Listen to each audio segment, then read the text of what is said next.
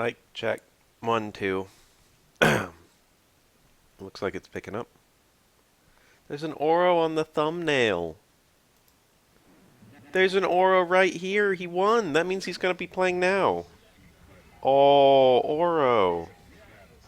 Oro Necro. This is my second favorite matchup. More like maybe my third favorite. I gotta look at the roster and figure out who I like fighting. Necro's kind of neat, though. Oh, look at that. Ooh, that's neat. I like how he did like a micro walk backward before he did it. Early jump, medium kick into dash back. Very common to beta throw attack. He had stand strong for a punish there on that drill.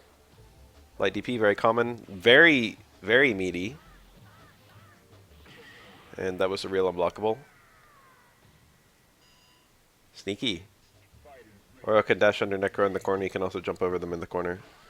Light DP is unthrowable. I mean, they all are. That stomp, there was no mix. There was a mix. If he did empty jump low, it would have been, because the stomp is a real overhead in this game. But there wasn't really a super... no, it could have worked. Nice parry, nice punish. Don't like the drill so much. No, it was good. It was good. It was a good drill. He parried twice? Daring. Stand jab, car throw. This is a real unblockable setup. Jumping out is a good play.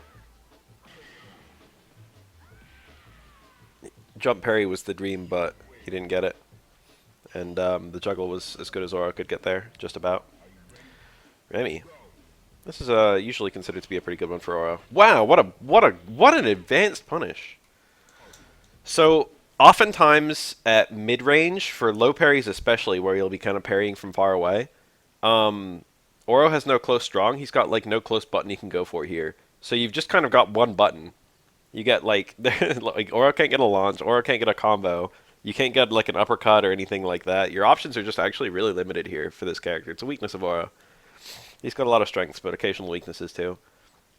And actually the most damage Oro can get here is the hit grab. It's kind of funny. You just go straight for it. Very fancy.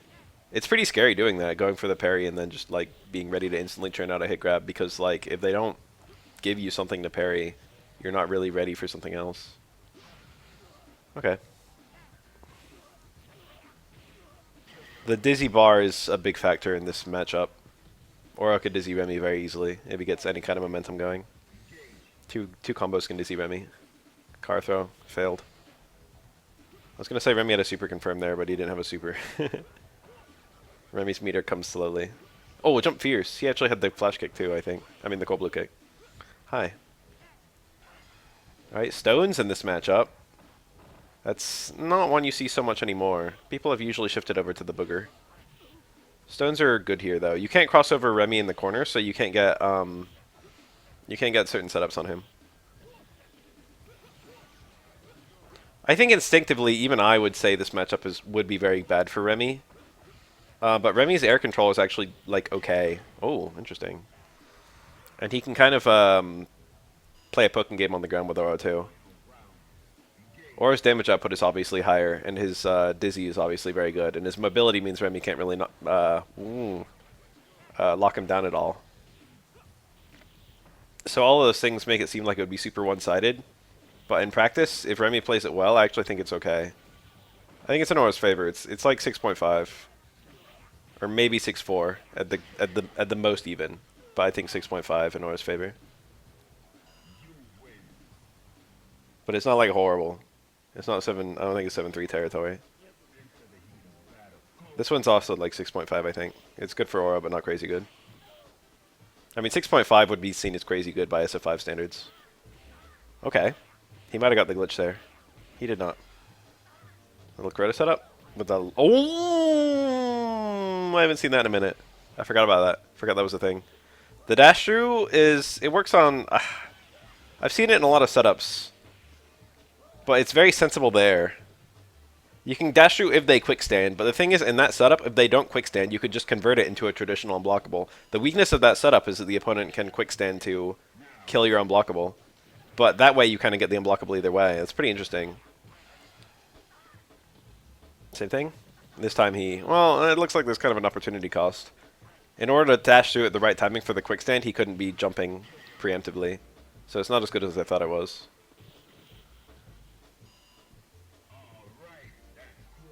Remy will not make it.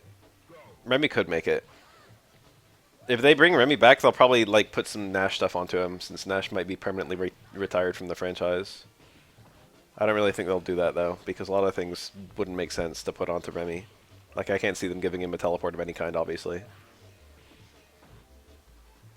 But I could see them giving him like Sonic Scythe.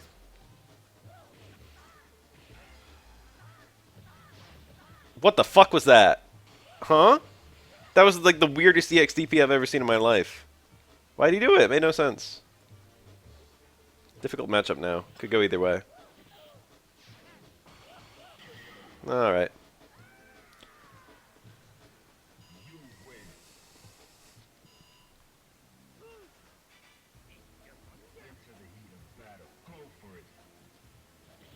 Nice A tier.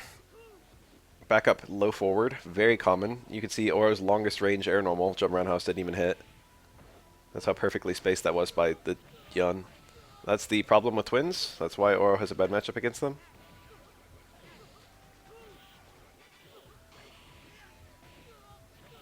There it is again. This is going to be really hard to live, though, yeah. Oro actually got too close.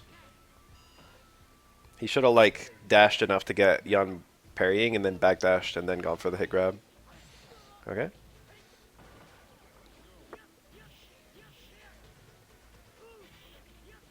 That was obviously going to be a cross-up, I feel. I would have blocked that.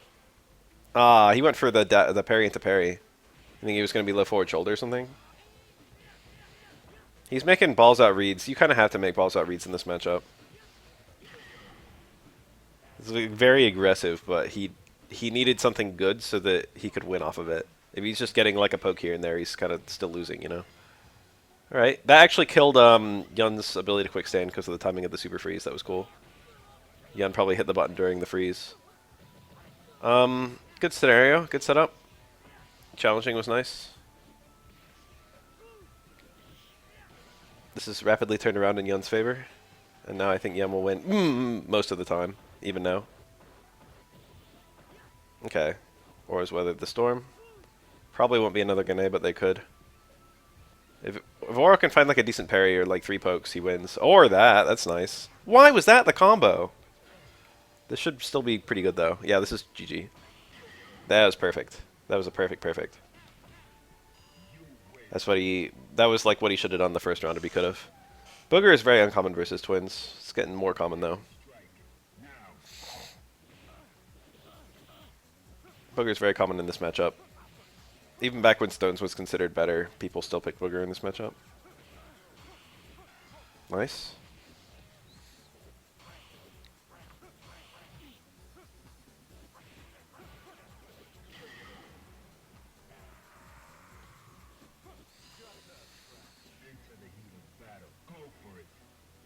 Imagine sharing a move list with one of the most popular characters in the franchise. Necro has a good chance. I was thinking about that earlier today, actually. I think the thing is, most people, when they haven't played a character, they ask for characters based on looks. And I think that's unfortunate because there are a lot of characters who are interesting for their gameplay style. Ooh, aggressive. He gets an unblockable here. Yeah, with the roundhouse one. Unfortunately, I don't think there's a way he can keep this rolling. That almost looked like it worked. I didn't know that worked. He went for it like it worked. What was I going to say? I think if people knew... That's pretty fancy. Jump roundhouse is JP3. I would have known to parry there. Thought they didn't know.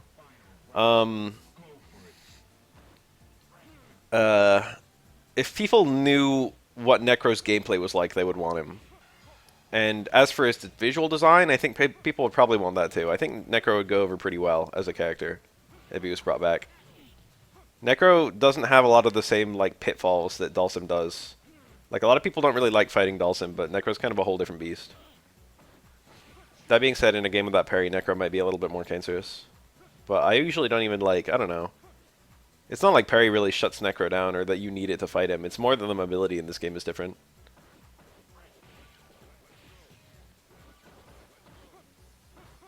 His stretching moves are not great. Some of them are okay. Jump medium punch is kind of cool. And low medium punch, I guess. Stand medium punch has decent range. It's quite a good normal. Okay. Whoa. Weird confirm I've never seen. He just did media low forward dash punch. That like didn't look like it confirmed at all.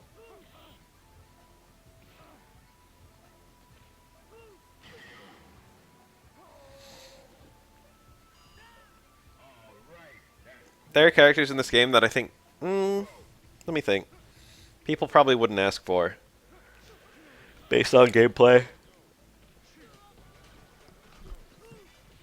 And characters people probably would ask for based on gameplay. No, I think people like Yun's gameplay.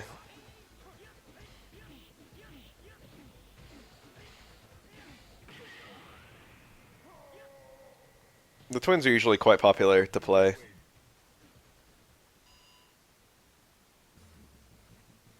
Both of them.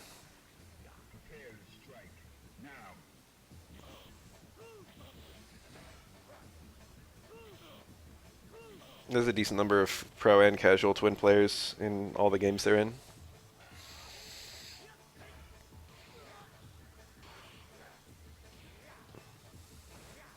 Remy actually doesn't use charge partitioning that much.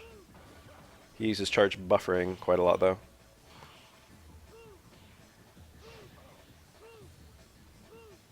I only know of a couple setups Remy appreciates charge partitioning.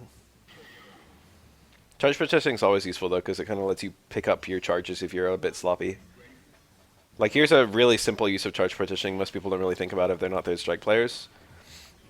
If you charge like 90% of your charge and you think you got a full charge, and you do like towards plus punch trying to throw a fireball or whatever, and you just get like a walk forward like a fucking couple frames and then a stand jab, and you feel dumb for a second. If you were Guile, you just have to get a whole nother charge. But Remy can just go back to blocking for like another like 2-3 frames and then hit forward punch again and then get the fireball. Like the charge is still there lingering. It's a super, super easy little adaptation you can do to your charging. Use partitions to pick up your drop charges. I do that as Oro all the time. People always frame charge partitioning as like being a super technical skill. And it is. There are some really crazy things you can do with it that are kind of difficult. You know, dash headbutts are not free. But something like that is incredibly easy. Nice. Ooh, you hate to see it. Yen shouldn't even be alive.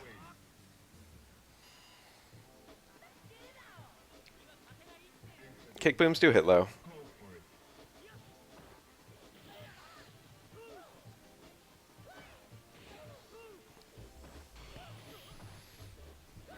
Oof. Nice confirm. Huh? Should have been the TC, right? It's weird to see just the stand jab. I mean the air jab. Interesting. Cool combo. Very nice. Great pickup. A lot of damage, a lot of meter build.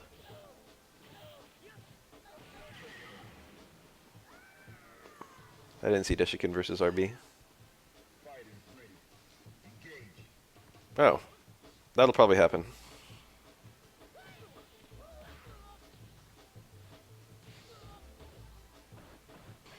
Nice red. That's an important red parry in this matchup.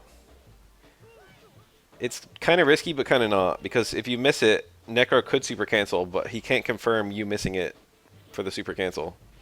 He's just super canceling on a prayer. So even though Necro can get a lot of damage out of it, he's not going to just, like, you know... Theoretically, he's not going to do it. And if you get the red parry and he tries to super cancel, you'll hit him before the super cancel can come out. Even if he gets the super cancel, you'll hit him out of the super startup. Oh, I have the exact opposite experience.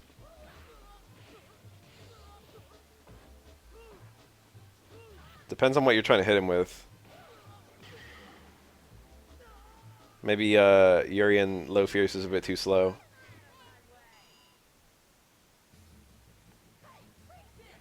If I get the red parry, I go for stand strong. And it doesn't matter if the super cancel happens or not. I'm getting cheered.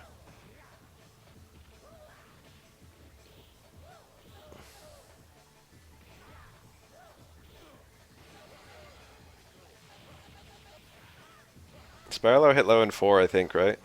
So exactly 1 game. Oh yeah, third strike. Let's take a moment to build some meter. Okay.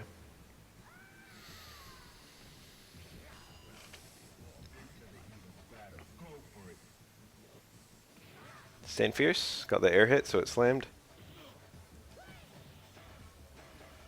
Little TC. That super confirms if it hits. Back short's a pretty good button anyway. Oh, not that good though.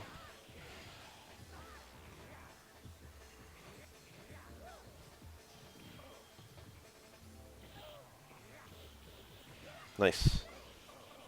Is there a kill here? Maybe there was. Okay. Little throw crush shut up, but Urian actually jumped. But it's okay because it was a jump crush too.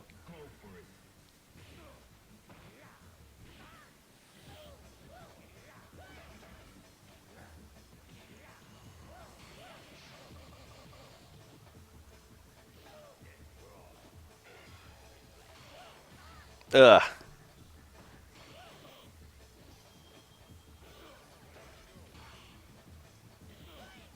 That's cool. The electricity was totally safe to attempt there. What do you mean in this game? Necro's only in this game. What other game can you do it in?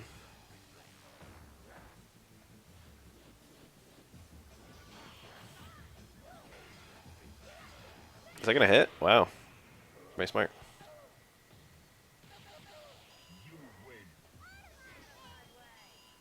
Wow.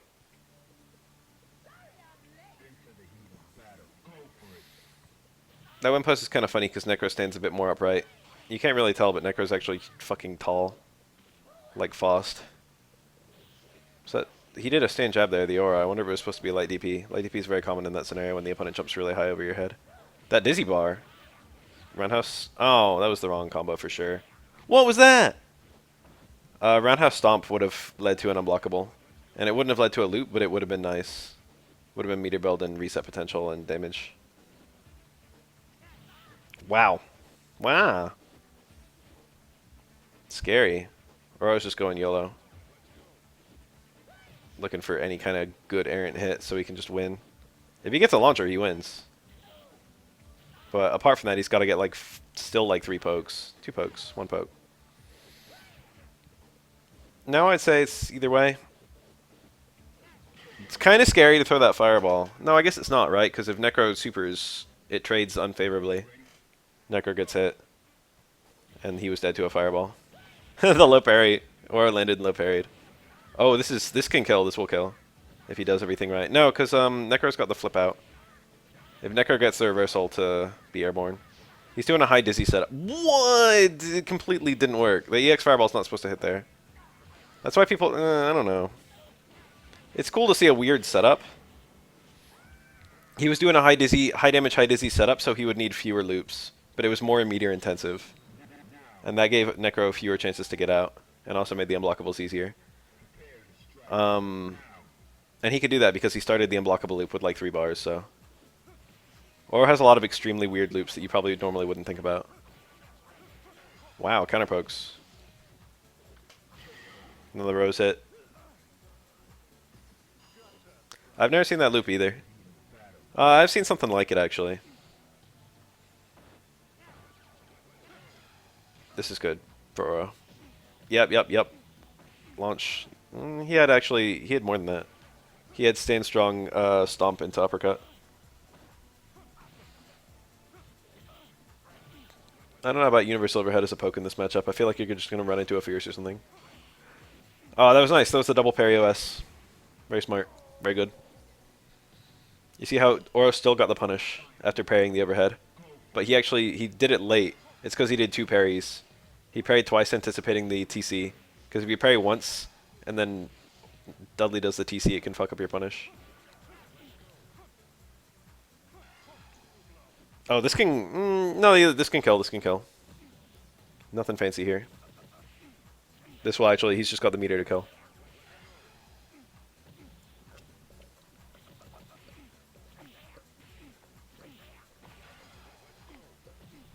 Yeah, fuck it. Spend the other bar. What's Dudley gonna do? That final unblockable, Dudley actually could have just blocked that, I think. That wasn't actually an unblockable.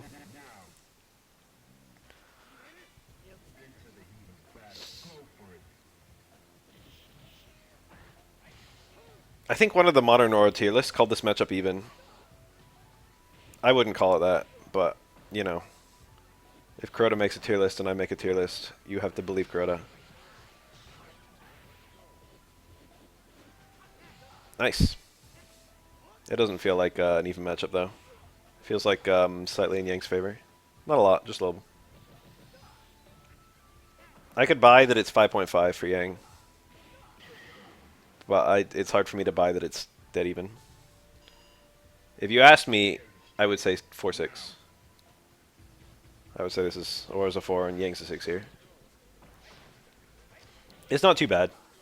It's very winnable. Aura struggles with all the same things every other character struggles with when they fight Yang, which is just that he's very safe. But Aura, you know, does have the difficulty building meter and difficulty juggling him. Nice. Use red parries to force punishes. What the fuck is that? I don't think he had a kill combo if he did not that. I'm guessing that was supposed to juggle. 2 hits is how many you always see there. Okay. I think that was supposed to hit twice. I think he actually wanted a 2-hit stand strong. EX Rekka. If that was regular Rekka, it was going to work. But he had to adapt his parry for the EX, which he did not. Aggressive parry. Tap the opponent. Okay, it's a start. What the fuck was that? What? Huh? What's going on? What's going on? I get that you have to be very aggressive when you're down, especially when you're at chip health, but, like, there's a certain point where you have to take the damage when you get opportunities, too. Anti-Hero Strong is nice.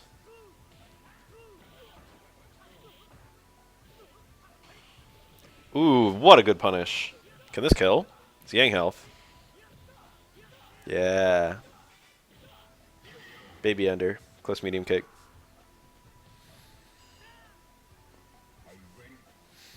No.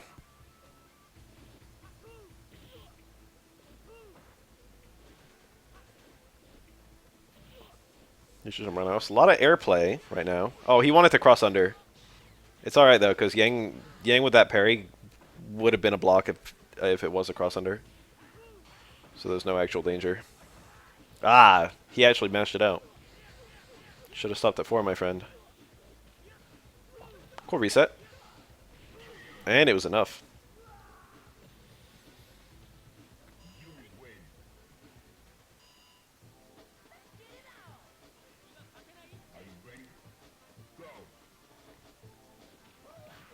I didn't even know Omega Kemi's was mid. I don't think that's in her Omega video.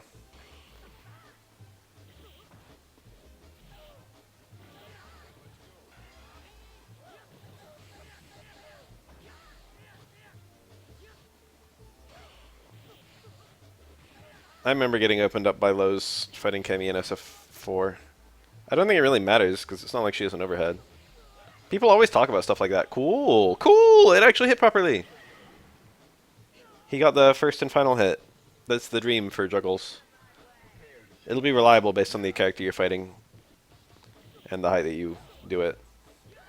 What was I gonna say? Oh yeah, it was a point of contention when Kemi came to SF5 that they became mid. So they were low in SF4. Aura's got some really cool juggles into Super 3 that you wouldn't normally think about. But they're all very character specific. I think it was, yeah. Light hook and not super cancel, but a super afterward instead. Oh, he went for gold. After that parry, he had a punish that was like a poke. But what he went for instead was red parry attempt. Cool juggle. What he went for instead was dash into close strong. That's like advanced aura play. Is when you just say fuck it to all your other punishes and just play as a purely I need to land close strong kind of character.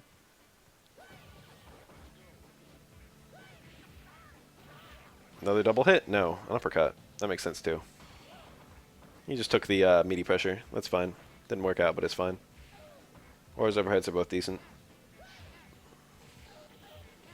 Very nice. Very nice. Oh, unblockable? No, just pressure.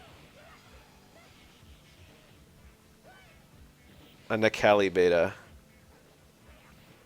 There's,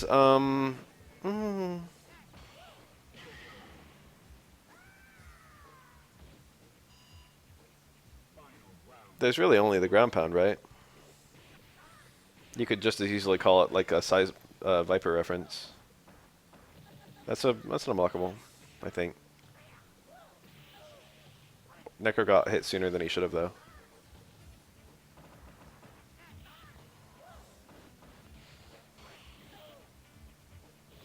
Oh yeah, I was gonna say that. Everyone always talks about, oh, there's another. See, that's not really worth it. If you only get one hit of the super juggle, it's bad. But if you get two hits of the super juggle, it's okay. People are always talking about like, oh my god, this character has a standing low or something like that. It's like, who the fuck cares? Like, anytime the standing low works by merit of being a low, I feel like it could have just been like a crouching low. Like, they could have just done a crouching low instead, you know? It's like, oh my god. They made it so close to hits low for Rio and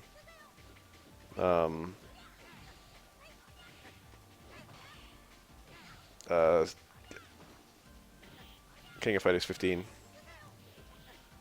Just recently in that latest patch. And, you know, that's good. But all the ranges where close C works, like, you know, low B would work. I mean, close D. Close D is a low.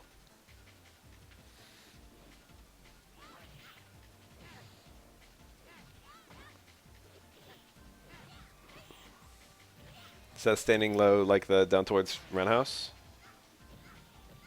There's a setup here. Ah, he got it. He knows it.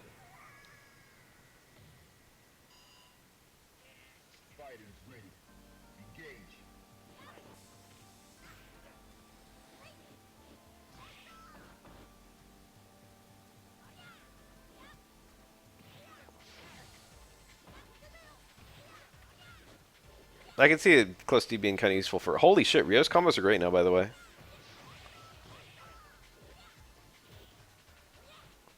Yeah, you can theoretically block unblockables. Oftentimes you'll have to like switch blocking directions like within a few frames of each other.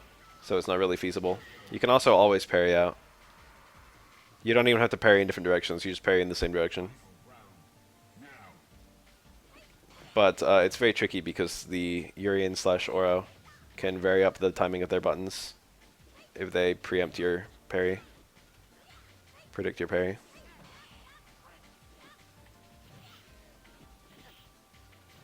You get kind of easier setups on someone you know is going to try and parry. But they'll be worse against someone who's trying to block. No. That's a dead Oro.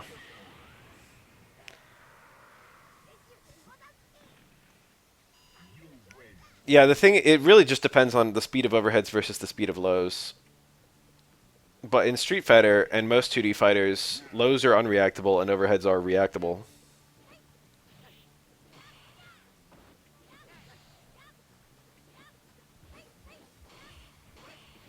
Okay.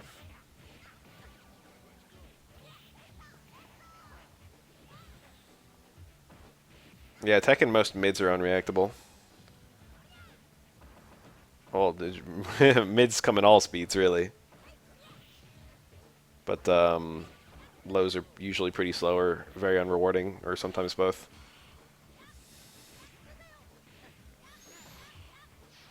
Nice.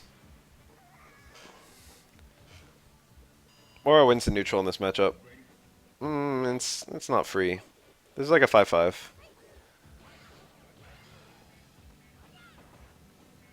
Oro's movement helps him a lot here, though. Jumping around is quite good versus Makoto, honestly. Nice. Throw is like not a good thing to go for there though. Nope. Makoto's just got more top tier tools. I shouldn't say more. More is the wrong word. She has top tier tools in the same way that Oro does, which like keeps this matchup even. Both characters are just very strong, and all their tools work against each other.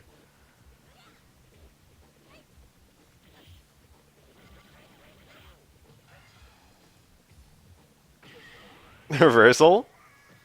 Reversal what? There's no reversal there that's worth shit. The only reversal worth going for was a parry. One parry throw or two parry throw is Makoto's best hope at actually coming out of that alive. Wow. Deep jump roundhouse. Delayed light DP. I love it. This matchup is slightly in Ken's favor. Most people say 6-4. It's not too bad. This one I could believe is 5-5, honestly. Okay. This feels like an easier matchup to me than Yang. Yeah, this Aura is playing well. However, I fight probably 5 Kens for every Yang I fight, so. Hardest dashes to react to used to be sf3 before they changed the button lag. That's not real. Ken should have stayed in the corner. He got greedy trying to walk out. Or I cannot jump over Ken in the corner. There's no mix. Ironically, Bison VT1 is actually one of the slowest dashes, isn't it? It's just bullshit because it's invisible and also has a shitload of invincibility. And also can move through you. So there's like a side swap that you have to react to as well. If he does it at certain ranges, it's ambiguous which side he's going to end up on. But I think in terms of frames, it's got like the longest duration of any dash. Or up there. Street Fighter 2 doesn't even have dashes, nor does Alpha. So it's really just between 3, 4, 5, right?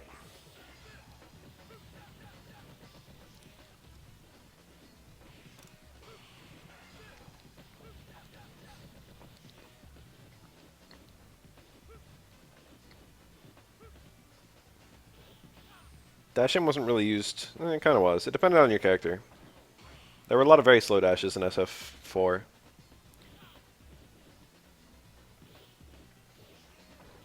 People didn't do dash-in stuff that much. SF5 and SF3 dash-in stuff is very common. So probably one of those games.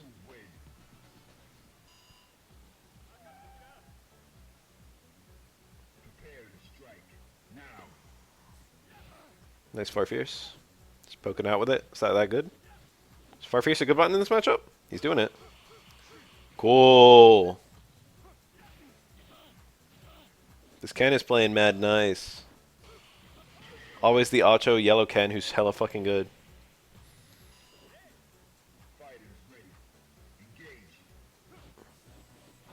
Yeah, it's Farfierce V skill. Oh, Dudley took him for a ride. You see that? He's like, I don't want to do my whole TC. I'll just fucking throw you instead.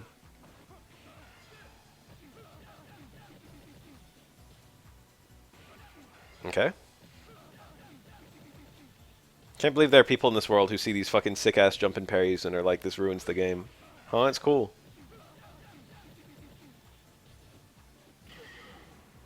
A little strong. Good button. Ironically, if Dudley parried in either direction, that probably would have worked, because it looked like it was a real meaty, and not just a counter poke. Bar fierce, huh? Maybe it's buffered into the arcing hard Tatsu. Interesting punish. Stay medium kick punish on Shoto Sweep. Is that Necro's best?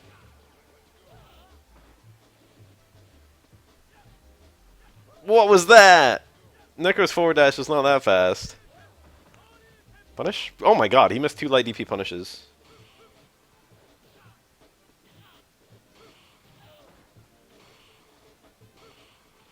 I think one of the biggest mistakes beginners make is they try to anti-air a lot. Most third strike players anti-air like maybe like 1 out of 4 jumps.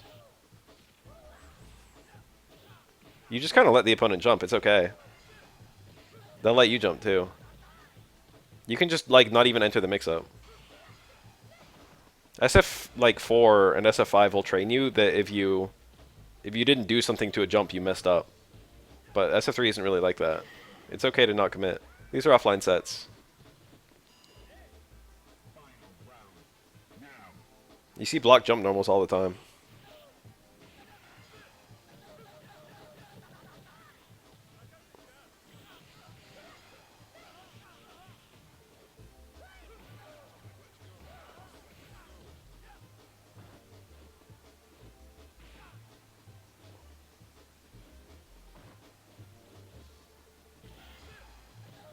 Ken's ground Tatsu in this game is a mess. He would die for SF5 Ken's Tatsu mechanics. Tatsu's almost forgotten by Ken players. It really does almost nothing. The ground one. The air one's okay.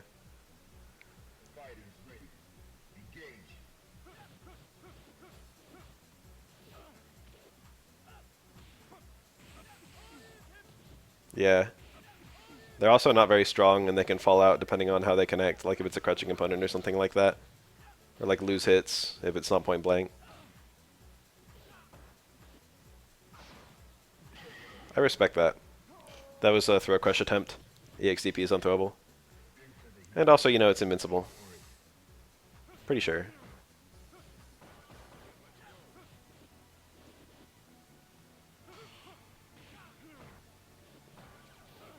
And almost any time where you would do ground Tatsu, you'd rather do DP. Because DP does a lot more damage if you're close, and if you're far away, DP will fall out, but Tatsu will be shitty.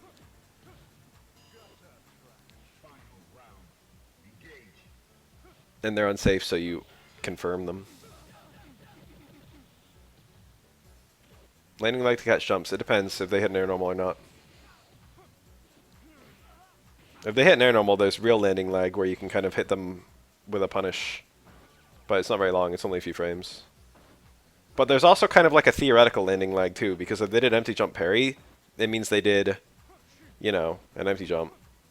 And you can get a mix up on them. It won't be a true punish, but you can get a mix up when they land. That's very common. Like you can't just be parrying forever, you know what I mean?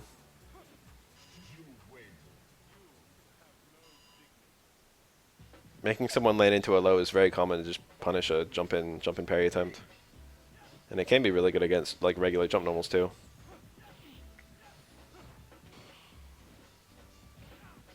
Overall, I really like that jumps kind of like another dimension of combat in this game though. It feels like jumps only exist to kind of get like prayer punishes in SF4 and SF5. It's like I hope they throw a fireball right as I jump so I can get a 40% combo on them. And if they didn't throw a fireball, then I'm just going to eat like 200 damage anti-air. And that's just the whole meta of it, you know. The jump exists to do that. Here, there's like a dozen things that could happen instead of one. Oh, nice. That Tatsu, was it for the extra forward momentum? I think Dudley can't duck Tatsus, right?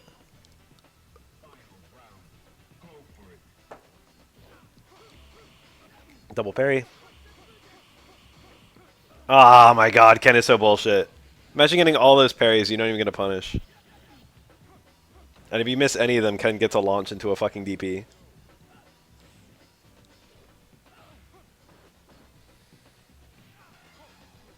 Dudley can't duck Ken's far strong either. Dudley's tall when he crouches. He looks like tiny, but he's actually one of the tallest crouchers in the game.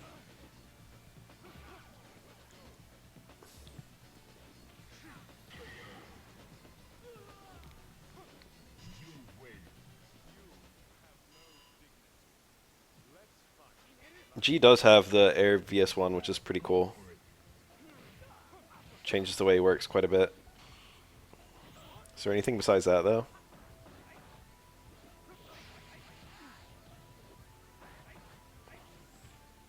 Nice, that was probably punish. Okay. Whoa, supposed to be EX? Whoa! Help.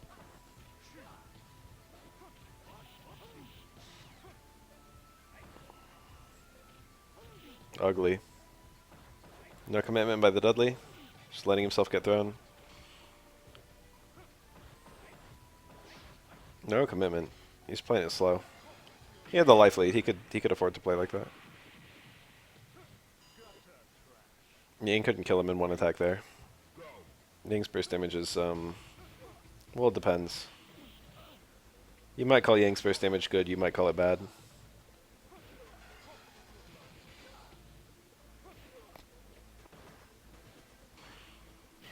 Whoa.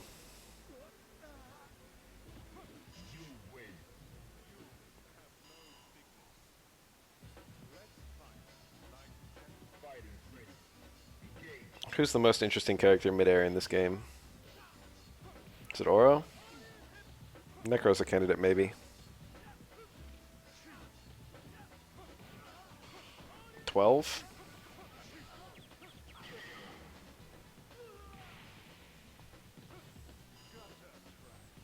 Probably be one of them.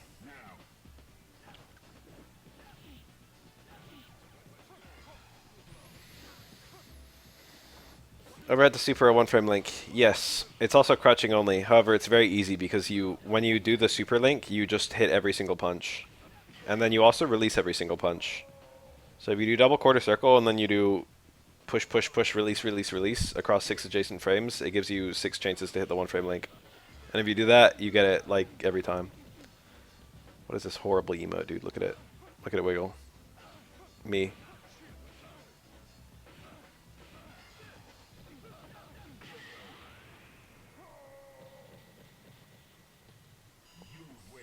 Input is towards roundhouse.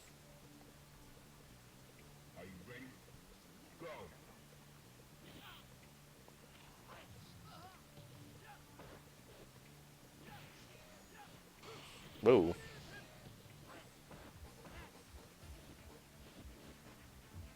What the fuck is towards strong? That's the one where he kind of punches you in the gut. Dudley's never hit that one. Dudley gets a new normal for... Wow, what a red parry. For holding towards on every single normal. Makoto has the same thing, actually. And so does Oni in SF4.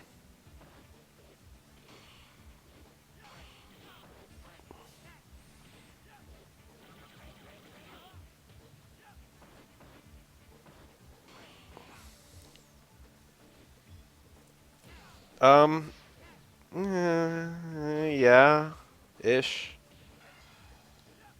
There's a couple scenarios where forward throw is kind of interesting. Like forward throw into instant super it can create tricky unblockable setups on certain characters that are hard to quick stand. Low parry can hit someone else. Common scenario. Ah. Okay. Okay. Okay. Damn, that's a shame. Low parry and then who knows what. Ken didn't cancel the low strong, so low parry into... What the fuck is that? Don't do those. I do not like seeing random fucking... Hey, grab a neutral. Neo Ricky. People ask that a lot about the thoughts on proximity normals versus command normals. And I usually see that people prefer command normals as their reply. And I prefer command normals, but I do lament that we have fewer normals than we used to.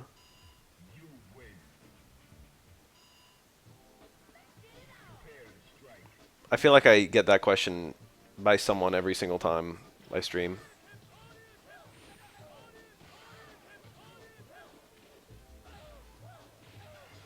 Holy hell. GG.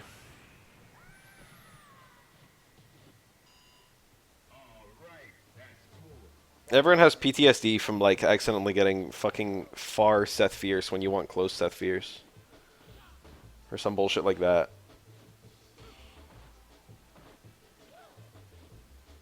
Specific normals with proximity on them, that sounds like how SF4 already worked.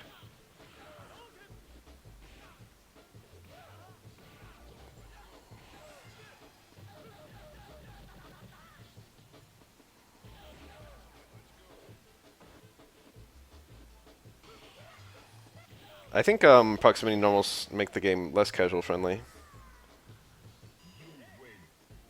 just because they kind of change up your punishes based on like how far away you are. In SF5, Alex just does like stand strong, medium chop if he gets a punish. I mean, he'll get a better punish depending on like what it is. But just like, let's say you telling a beginner to do a punish, you just tell him stand strong, medium chop, you know, and that just kind of works. Just do that, you know, no explanation needed.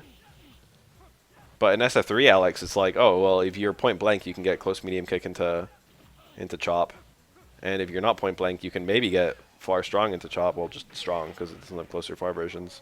But if they're ducking and they're not point blank, it's like, oh, you don't even have a chop cancel. It's like all of a sudden you've got 3 scenarios you've got to be ready for. When in SF5 you've got the one.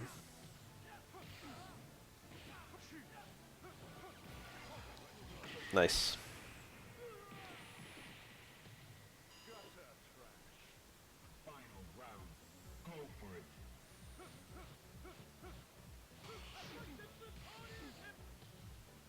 I was cleaning up my desktop today and I saw that Justice for All is still sitting there for me to pick up the last case. Can't believe I stopped at the only good case in the game. I've been really overwhelmed recently with all the fucking work I did. And then I've been doing my real life projects. And my game. I'm doing too many things.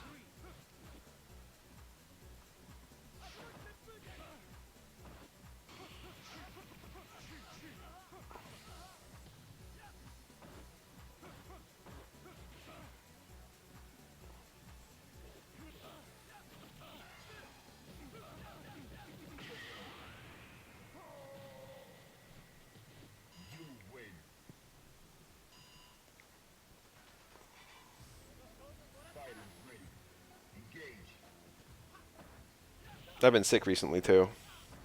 I thought it was COVID at first, but it seems like it's not.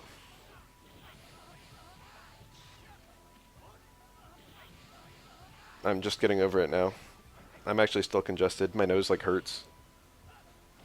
But it's not blocked anymore. It's probably audible in my voice though.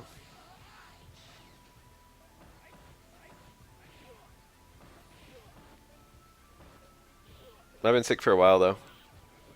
Just about a whole week now. A little bit more actually. But my symptoms were only bad for like 4 days. But it matched Omicron symptoms loosely.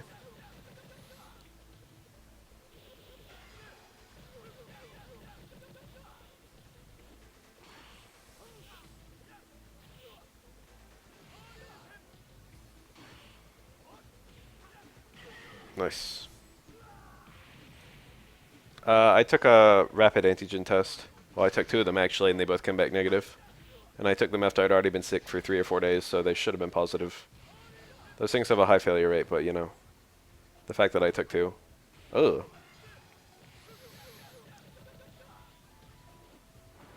Me and my friends all went to Disney together because we're dumbasses. And we thought it wouldn't be that packed. And spoiler alert, it was absolutely packed. We were like, you know, we've been talking about going to Disney forever. Oh no, I'm manually breathing. And then when we finally did it, thinking that like COVID was our one chance to go while there wouldn't be a ton of people there, it turns out that like there were just as many people there as always. I had a pretty shitty day, that Disney day actually. It wasn't like super duper shitty because there were cool parts of Disney, but I forgot how lame it was. People oversell Disney a lot as being like a super cool place. I mean, I've been there before. If it was my first time on every ride, it would be great. But I've been on most of the rides, at least once. And like, I haven't been there in 12 years. Alright, I guess I'm just describing my Disney trip now. So here's the thing. I was there for 9 hours, okay? And also there was an hour that I drove there and back. Well, it was 30 minutes each way. So like, we'll call that an hour. No, we went to Disneyland. We're in California. Disney World's in Florida, Orlando. I know. I was on rides for maybe 1 total hour collectively across the whole day. And the rest of the day, I was either eating, which we did like 3 or 4 times for what it's worth, walking, or standing in lines. So, and it was like, you know, in the bright sun, Southern California. So it was like, I went. I was with my friends, so it was like it was okay, you know. I got to chill with them. I could have chilled with them at home, and we just went to a place and we just waited, and we just spent a shitload of time waiting. Let's all go to Disneyland and wait together.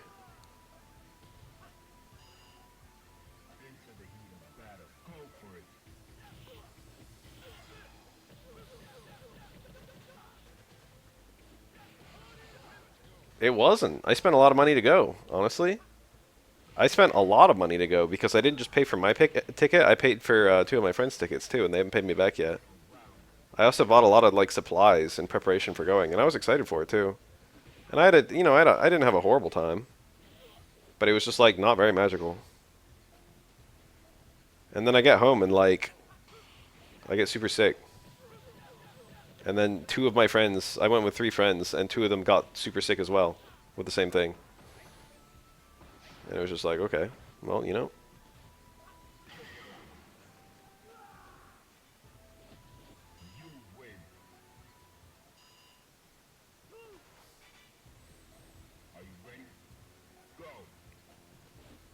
I just went because last time I went was high school. I just thought I would get more out of it. It wasn't that great. One ride I remember not being as fun as it was Haunted Mansion. I had a really good time on that. Nice atmosphere.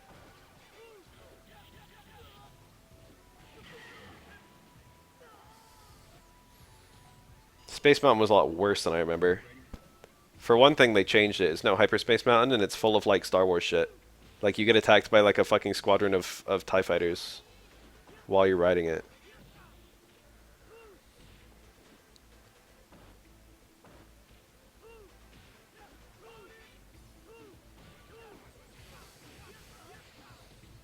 And I liked the atmosphere a lot more before.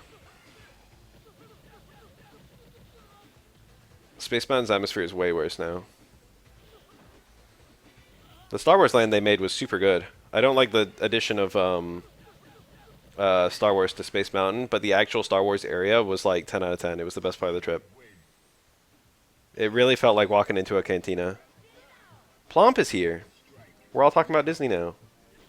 Plump was there. Plump, we drank the blue milk, and then we got sick. It was the blue milk. Remember that scene in episode 8, guys? Where, like, fucking Luke drinks the milk out of the fucking alien tit? They had it. You could drink it. You could drink the milk. It was really good. And it had no flavor I can describe. It tasted like slushed ice and rice, what do they call it stuff? Rice milk. But then there was a fruit flavor that was like really hard to identify.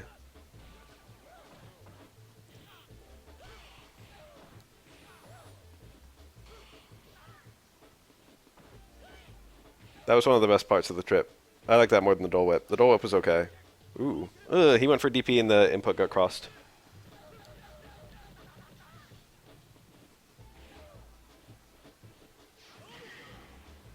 I think it was like this when I was a kid too, but I forgot how much they're like every part of Disney is just trying to get money out of you. Like the whole place is just shops. It's like I already paid like $112 to be here.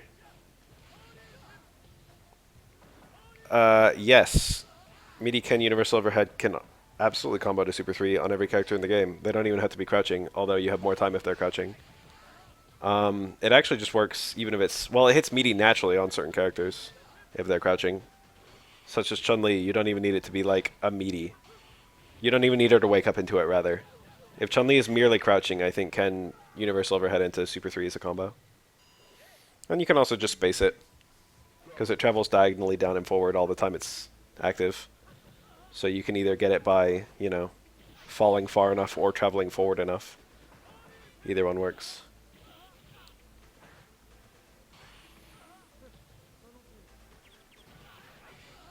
Maybe we should have gone there.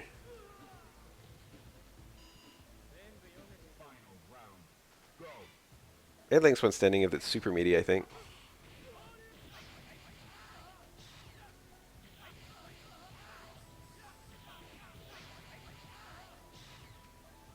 Yeah, you can get a light DP too.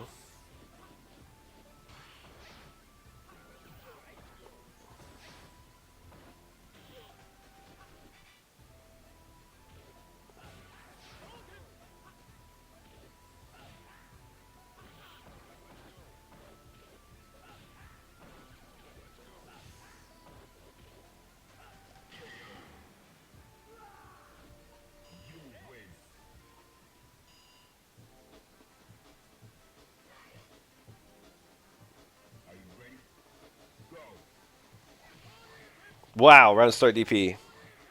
Sending a message. Oh my god. Um, according to oh no, we're talking about universal overhead type G.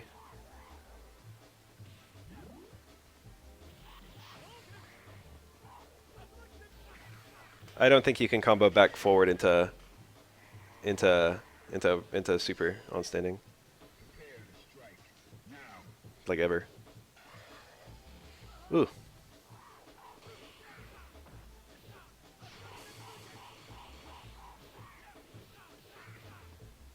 What was I gonna say? I forgot. Disneyland did have nice food.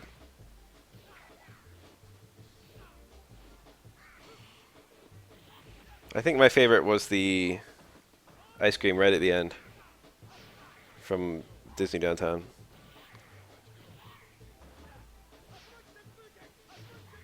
Why is Canary EX Tatsu so fucking brutal in this matchup? The ice cream I got, you guys, fucking get this. It was pear and blue cheese flavored ice cream. And I was just like, everyone I was with was like, that sounds fucking wild. And not in a good way. I didn't get any corn dogs. I was like, I love salads that are pear and blue cheese. That sounds fucking really good if it was a salad. So, you know, I like ice cream, and I like pear and blue cheese salads, so I'm gonna get the pear and blue cheese ice cream and see what I think. Um, I would I would immediately say blue cheese has a much stronger flavor than pear, but the ice cream I was eating, it tasted like both, but the pear flavor was actually stronger than the blue cheese flavor. The blue cheese flavor was very faint, and the pear flavor was actually quite strong. Yeah, it was really fucking good though.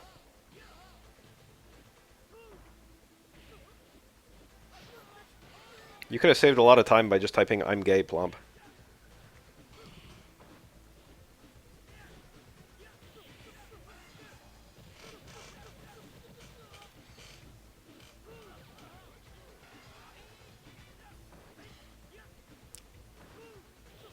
I feel like pecans would be really good. Like normally you wouldn't have a pecan in ice cream probably, but in pear and blue cheese ice cream,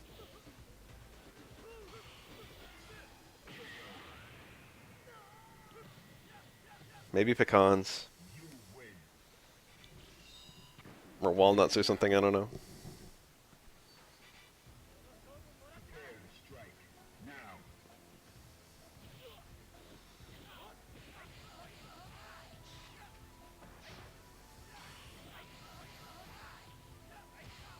Oh, maybe where you are.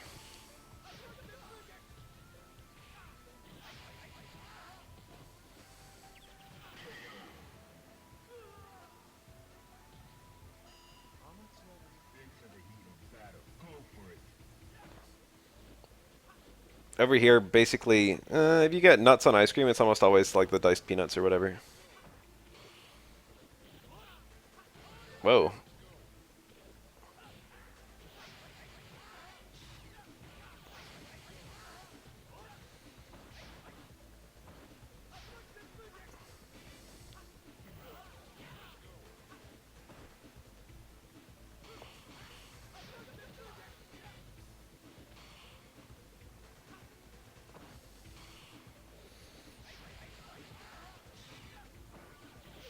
Ah, brought it back.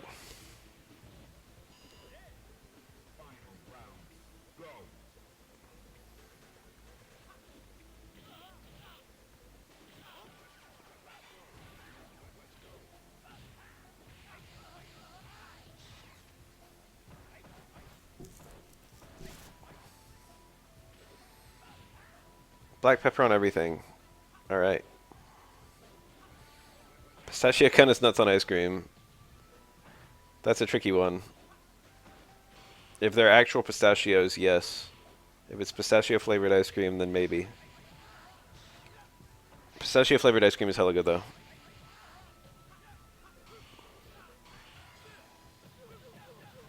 What's the one? Spumoni? Or whatever. The chocolate and the cherry and the pistachio. Is that it? Is that the combo? Whoa, it ended.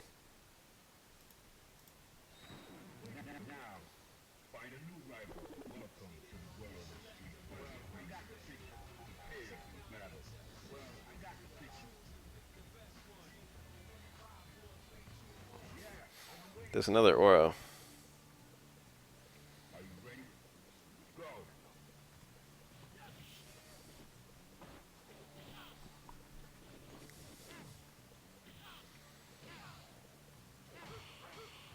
Oh, nice parry.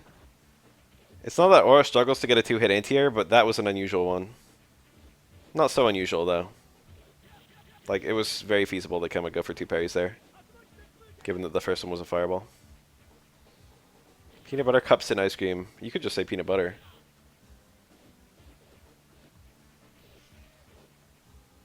Since I've seen that, too.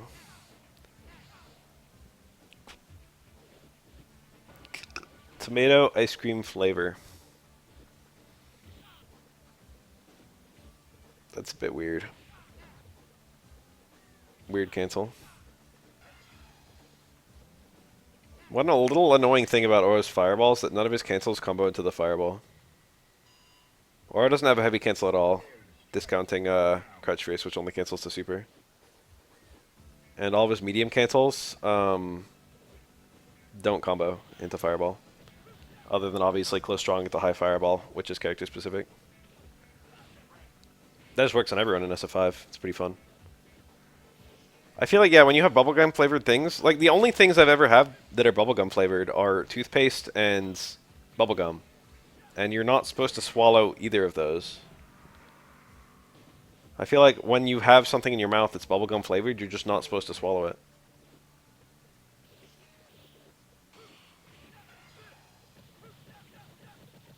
I think in like places with lots of zany flavors here, you can get licorice ice cream as one of the flavors. Anytime there's like an ice cream parlor with like, you know, 30 flavors set out.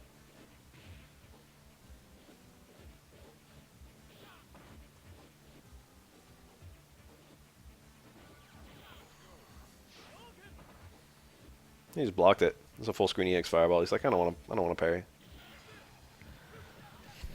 Oro can still win. It's not over. Ken's gonna give him nothing though. Ken will give him nothing to bite on. Okay. That was maybe something to bite on. If Oro parried that, he had walk in stand strong. Okay. Oro can win even without a close strong in this matchup. That's really, I think, how you win. A good Ken won't give you a close strong. But you can actually just play neutral. I don't really like that. I don't like the crouch that reset.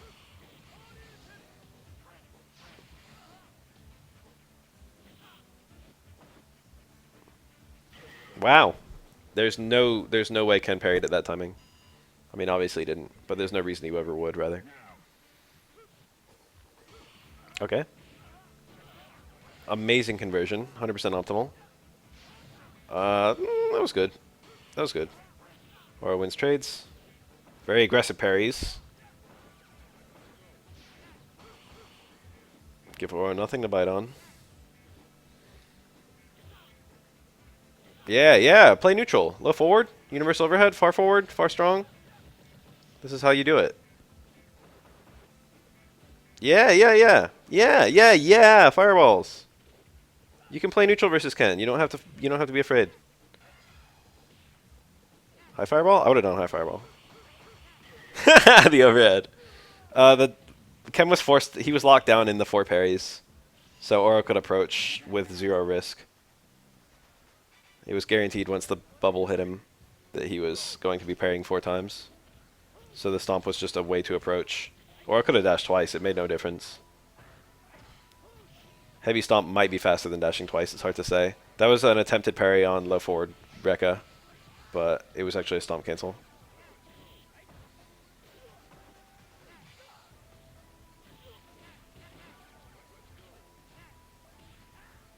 Whoa.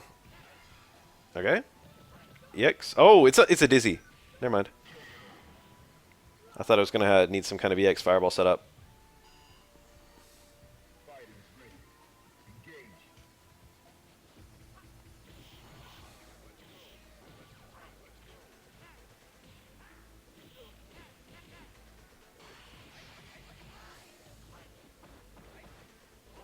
Yeah, that.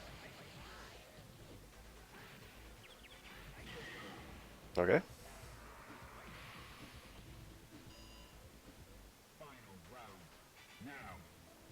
That's what I've been saying.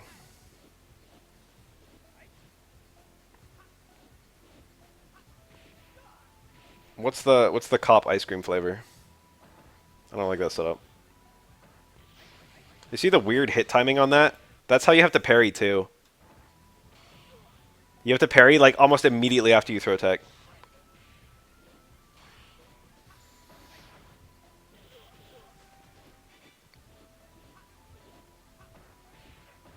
You see that for like chip out kind of stuff.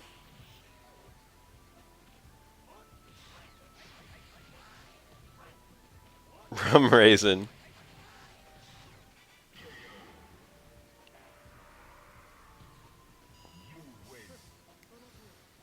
Maybe I believe that.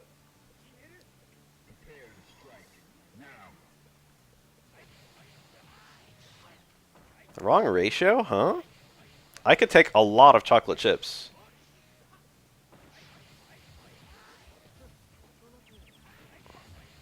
You can try to push me to my limit.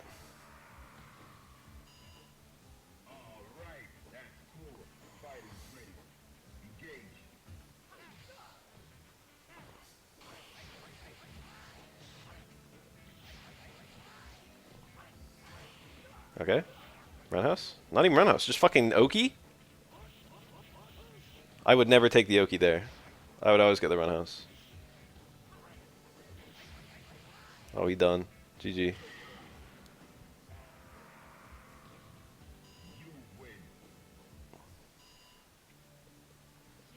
Why is there so much fucking Oro in these?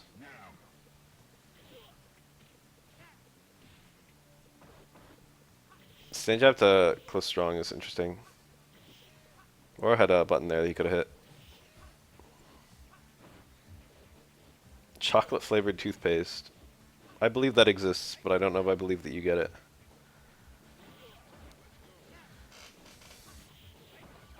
We're talking about mint chocolate chip. Oh wait, it's always milk chocolate, isn't it? Can you get mint chocolate chip with dark chocolate? Shit. That sounds kind of good. Oh, empty jump and then overhead anyway. Bullshit. Dirty. You're hidden behind the orb. No one can see you.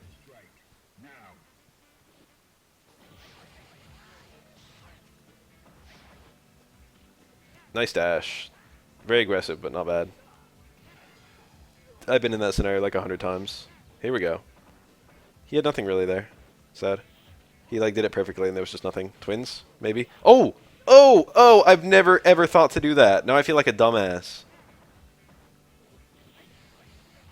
Normally, just for consistency, you kind of wait for the opponent to land before you go for a punish on unsafe things like DPs or, you know, Yang's roll. Like, 90% of characters in the game would just, like, you know, wait for Yang to land before punishing him for that roll. But if you hit a twin midair, you can do chicken combo on them. So for that particular, I never thought about that. You can punish that with chicken combo. That's super cool. That's so obvious, but it never occurred to me.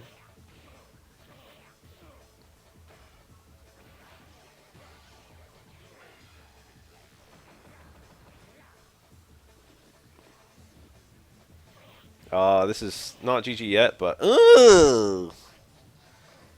he didn't have a good unblockable setup anyway. He had the wrong, not the wrong combo, but like there was no way to turn it into a decent unblockable setup. It's because he started with a stomp. You're on odds when you want to be on evens. If you start with stomp, it's the launching hit is 1, but then you go into close strong. So you can do stomp into 2-hit close strong, which puts you to 5, which is perfect for an unblockable. Nice parry. Or you can do like stomp into close strong, stomp into close strong into super, but that gives you a 4 into super. So depending on the character you're fighting and the angle of the super you choose, the super will either hit 2 times, 3 times, or all 4 times. And all of those are bad for unblockables. But it won't hit once on anyone. If you can make it hit 2, it's serviceable but bad. If it hits 3 or 4, then there's just no unblockable.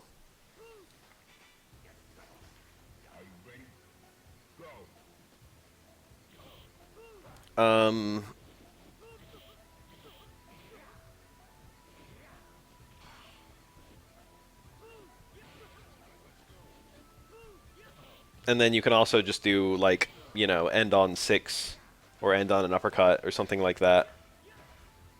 And then just go for a super that's not going to hit at all. But the problem is they can just quick stand.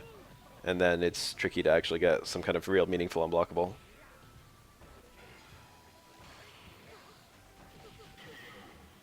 Nice. Glad to hear it.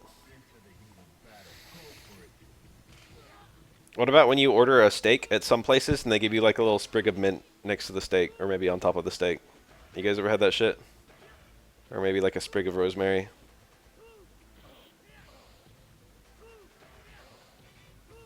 It's like, what am I supposed to do with this?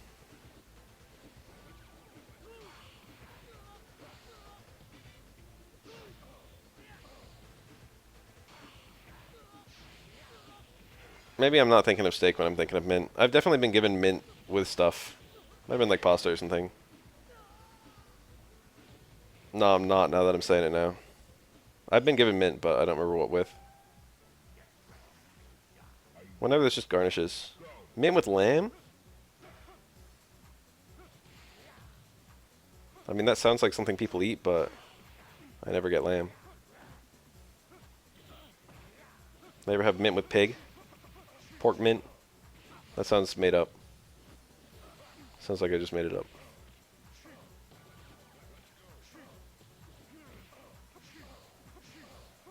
Nice.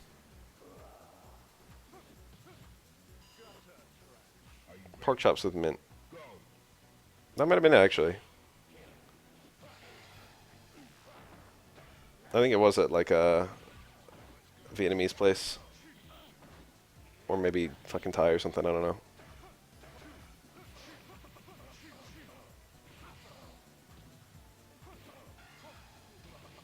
Shepherd's pie is traditionally lamb, I think.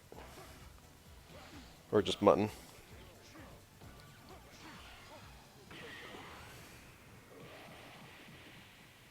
Milk with ice. If you drink it fast, that's probably just okay. And there's nothing weird or wrong about that. But the nanosecond that ice starts to melt,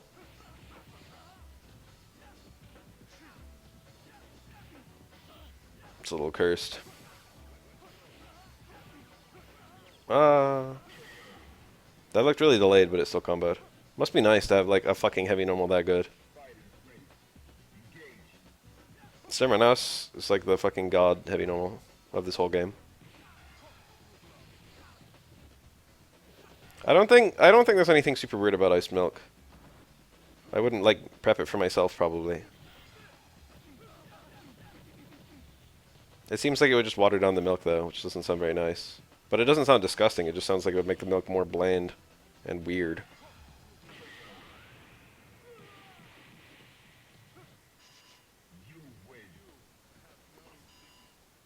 Wait, ice in his cereal? Everyone always freaks the fuck out about water in cereal. And I wouldn't do it, but I don't think there's anything gross about it. It's like, oh god, ew, oh, the fucking water in the cereal. No. Like, you're already having wet cereal when you're having fucking milk cereal. You don't hate water.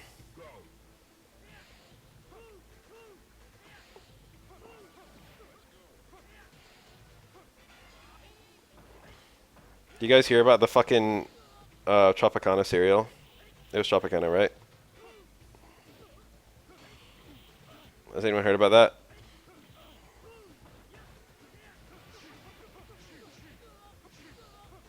Tropicana, the fucking brand. They're making OJ cereal. It's a cereal designed to be eaten with fucking OJ in it.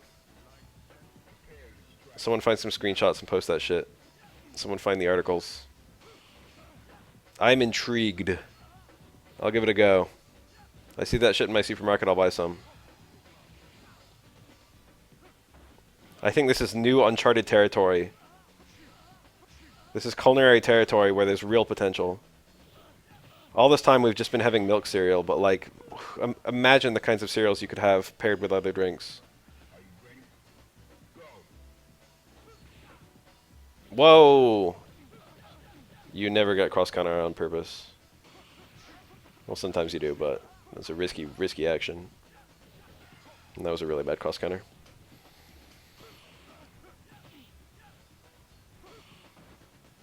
Hi.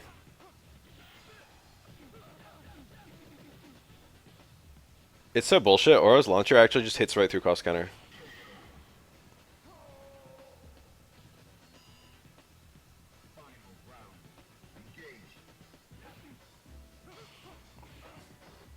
Cereal designed to be had with water. That's just oatmeal.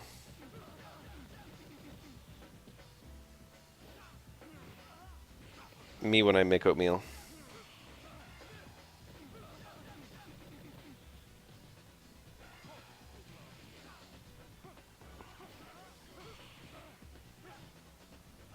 Bowl of cereal with coffee. The way that you ask that makes me wonder if you want me to put the coffee in the cereal bowl. In which case I'm also intrigued. I wouldn't do it, but I'm intrigued.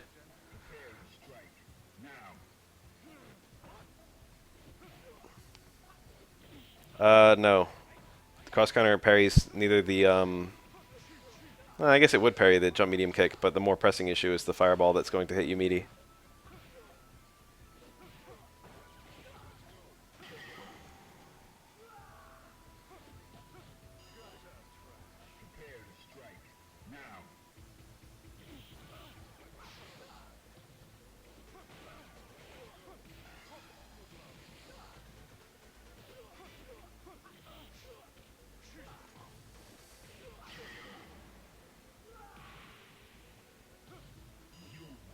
I thought about having a SF5 BAF cup again because it's been, you know, ages, years and years, not counting the Oro Akira one. And it was just like, you know, and then I got sick. That was this week.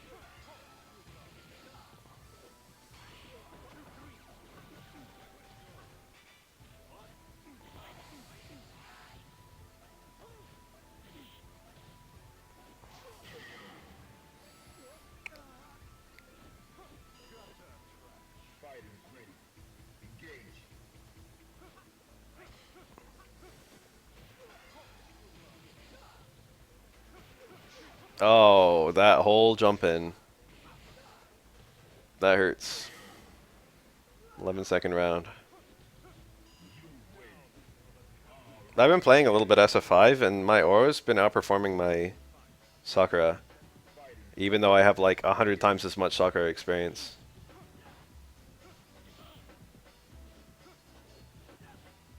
Like, I fought like 4 or 5 different people with both characters recently, where my Oro played a lot better.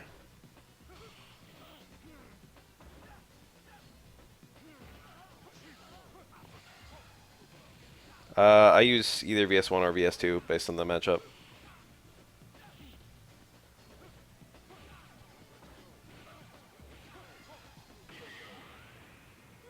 If I'm not desperately trying to win, I use VS2 because I think it's fun.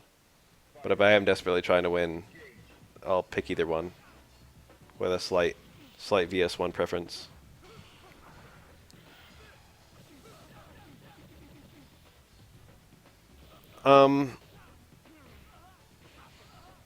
It depends on how high he connects his jump in. Like, if you get a deep jump in, you can do like jump in, you know, fierce or whatever into towards forward, into uppercut, into super, or something like that. Who knows? But if you get a very high connect jump in, you've got to land in super right away.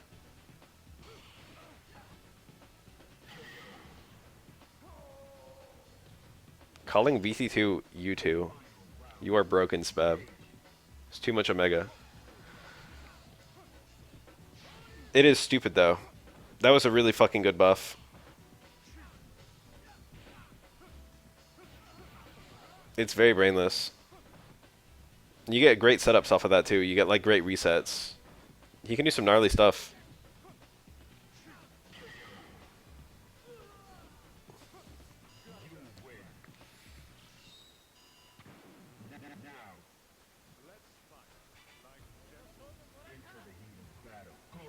Yeah, everything Glar just said is 100% accurate.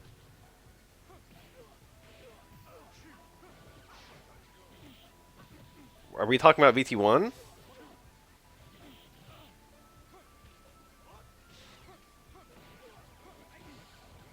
Or VT1 is the one with the command grabs. VT2 is stones.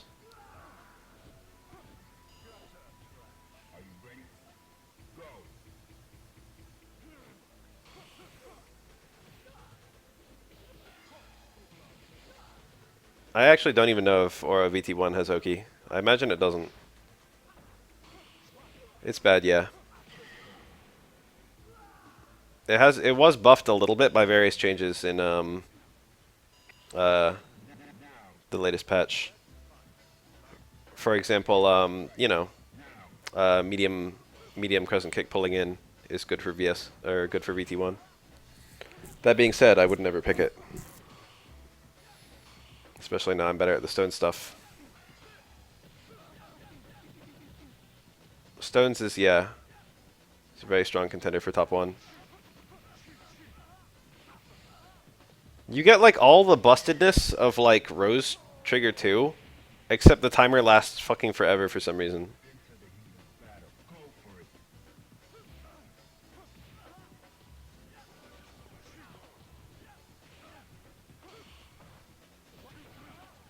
It's actually very easy for Aura to preserve some of his... Wow, great counter poke. Very easy for Aura to preserve his trigger time. If he's not hitting normals, the trigger time actually goes down decently slowly.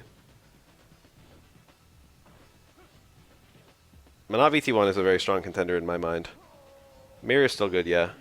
Those are 2 strong contenders for best trigger.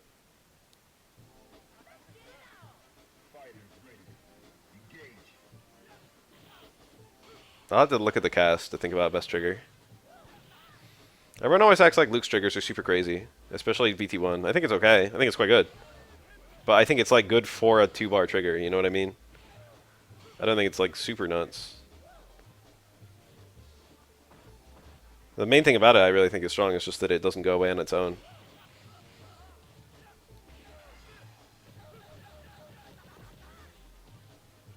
Worst trigger.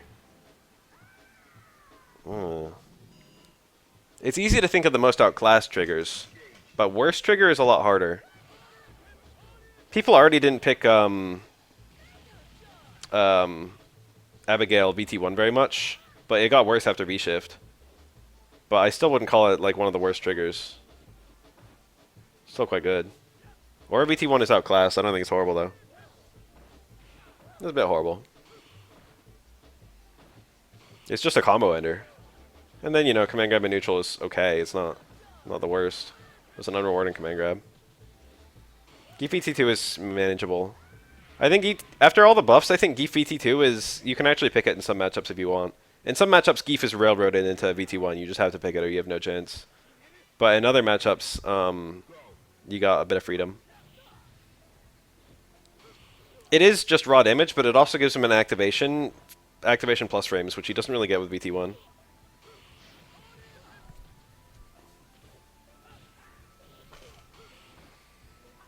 Like, Geef actually has great activation stuff, but you wouldn't know because VT1 forces you to immediately start using the trigger. Lariat activate's quite good, for example.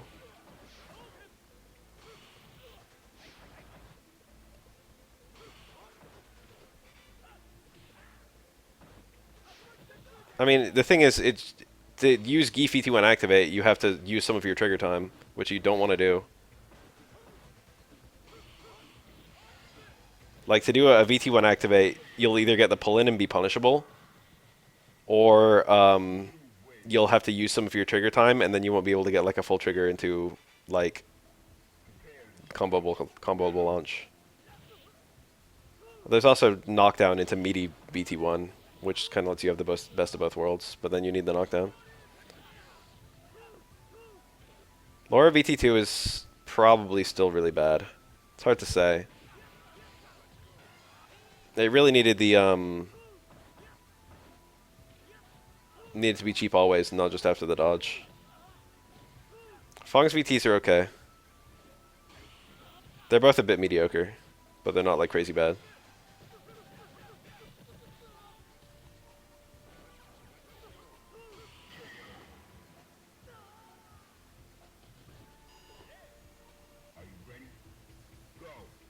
I would say Laura's VT2 is worse than Laura's VT1. But there are definitely two bad ones. Aura's VT is pretty much the same as Poison's, though. The grab one, that is. Not the Molotov.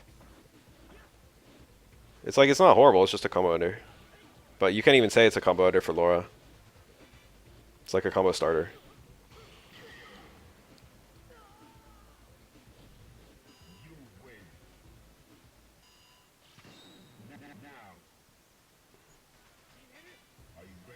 I don't like Karine VT2. That one feels like the risk reward doesn't work on her character. If she had no EX reversal, it might be a bit better. Just because it gives her something when she has nothing. But like all the other counter supers, there's like something else you can do with it besides the counter.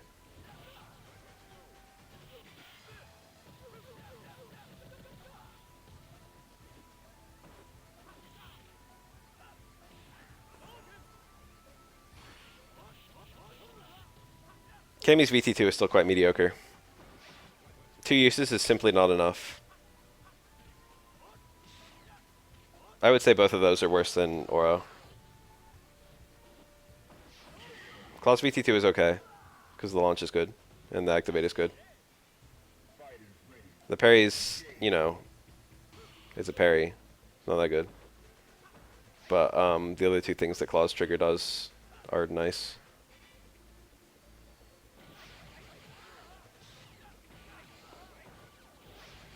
I've been seeing some definitive edition tier lists that put Cody as like S tier, which is pretty funny. Like the ass end of S tier. I can maybe buy it. Cody's neutral is kind of not worse than any other character. It's kind of like really good. But then his damage is really fucking high for no reason. Cody's damage is like one of the highest in the game. His damage is like above average even before full zonk. But if you're charging a full zonk, his damage is way above average. It's like fucking insanely high. Oh, that was still a punish. That was super good. John Takeuchi's Cody has been dominating some online Japanese event. Tampaga bullshit, I don't know.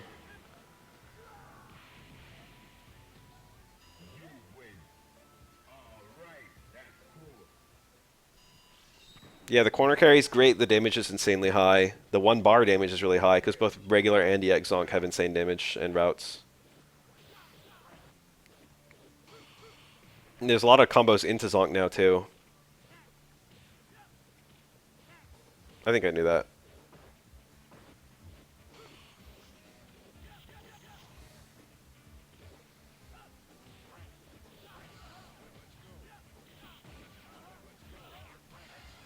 Okay. I don't hate that. Oh, it was a red parry at the end.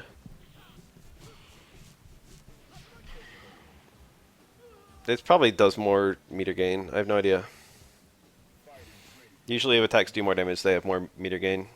And I think Charge Zonk does more, right? I don't actually know. Generally just sets up a combo.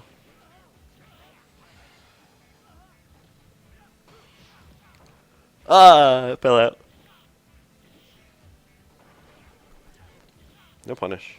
He did the right thing. He should have walked a little bit, though.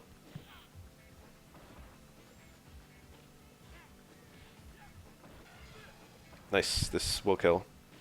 Unless Oro chokes on Dick. Cool. He got the wrong timing for a medium stomp, and I freaked out for like one second, but then it was just a heavy stomp. Hi. Round starts stomp into OS parry. What the fuck is that? He wanted an upward fireball. But that setup shouldn't even give you one. What the fuck? I got that question recently. Yes, the dip switches are pretty cool. They're good to fuck around with at least once. I feel like Aura might have been able to jump over there. One poke will dizzy Necro. This is super dangerous. That's not quite dizzy, is it? Oh, it is. That was like right around the threshold of dizzy that does.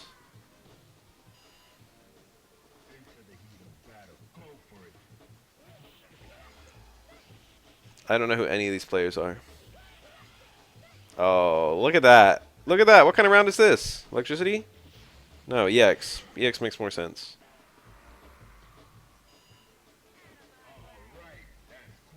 Electricity, I don't know if it hits 3 times or 4 times on a... Ooh, round start! DP! Into cross up! This cannot kill. No, this might kill. He's going for the higher meter. Into a regular one, into the... he got a negative edge.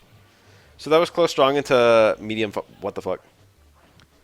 Close strong into medium fireball. He wanted close strong into heavy fireball, but got the release medium punch after doing the fireball motion. That was like jump strong or something. That's like a normal you never see from Aura. It does nothing. I have no idea why he hit it. Wow. That's sending a message too. All these people just doing committal things at round start. Frame 1. That was a really funny stand short because that was actually the best thing he could have gone for there. Everything else was going to whiff or be blocked. Okay. I think that was good. Oh, parrying that, you've got to be ready to parry multiple. That was optimal.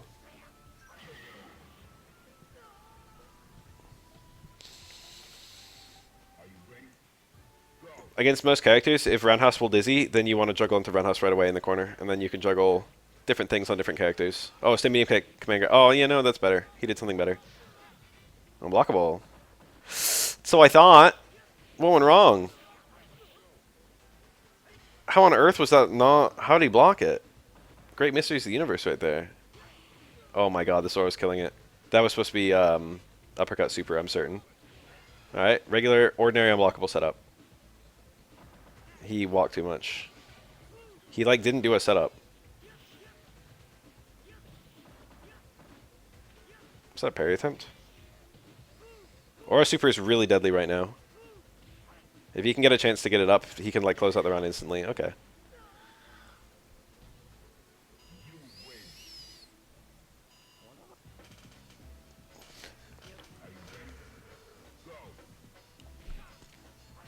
Okay.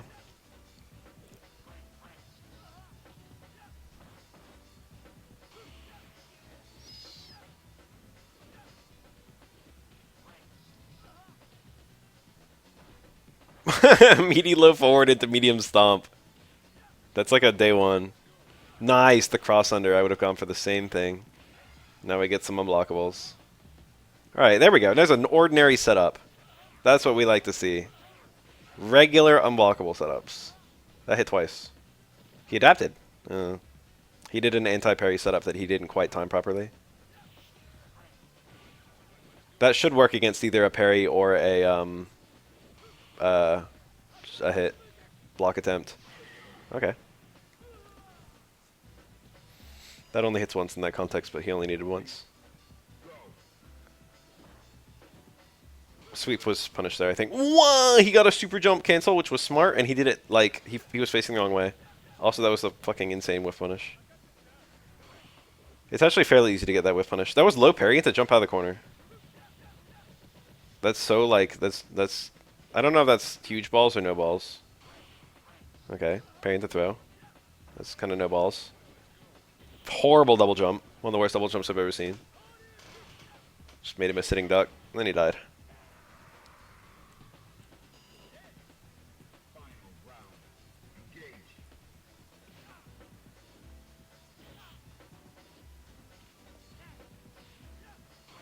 Nice. Nice, nice. Terrible. There should have been EX Fireball or something. I think he had an attack on the way down too if he wanted it. He chose not to though.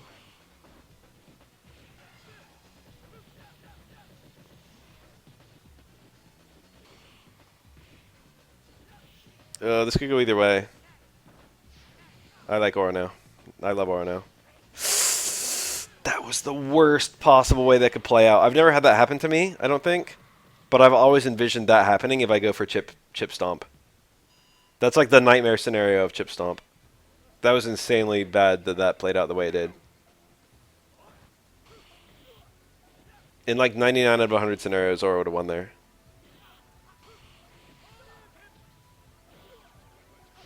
Okay, DP. God, this Ken is too good. It was probably a read. I think that Ken wanted that.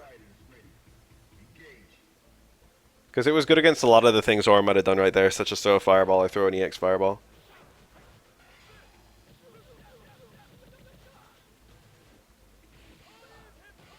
Wow. That was the double DP on Twins that requires a Kara. And also, he did the super cancel to close out the round, which was also very smart. That was like really fucking good by this Ken.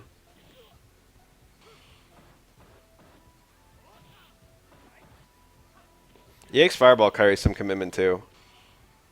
But it's got kind of a lower success rate than EX Stomp for chipping someone out. But you're kind of safer if it doesn't work.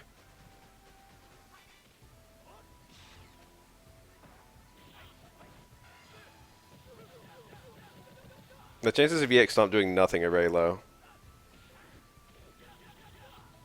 Like, usually the worst thing that'll happen is you'll just trade midair. Or not even trade. Wow! He got that good-ass parry and then no, punish. Well, he didn't complete the punish.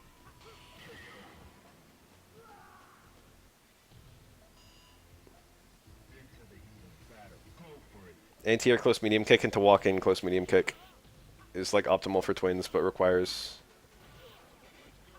pretty precise walking. Where's that fish going, dude?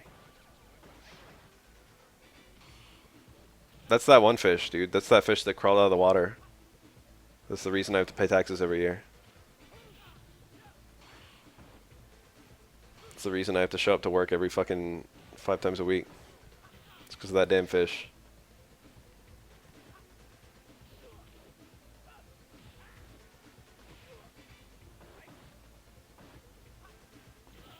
Oh, very nice.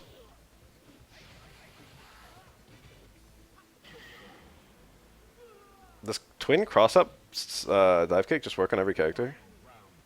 I didn't think you could cross-up Ken in the corner as anyone. Is that gonna work? It kind of worked. I guess it was good. It's hard to say whether it was good or not. That's very atypical to see SA2 used like that.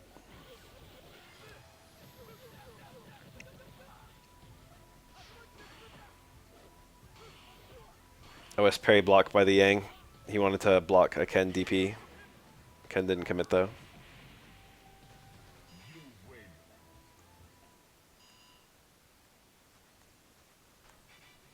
This Ken plays so fucking nice. It's a wonder anyone beats him. No, it crosses up Aura.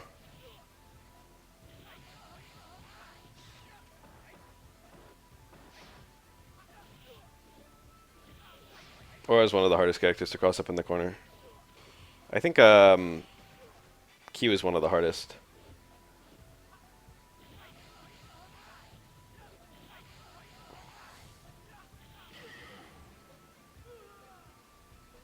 I don't know if Twins can cross up Q.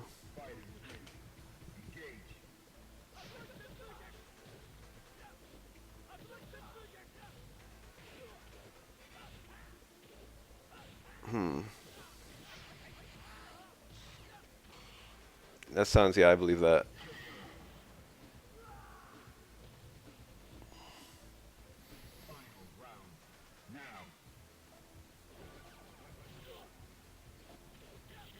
The knee bash.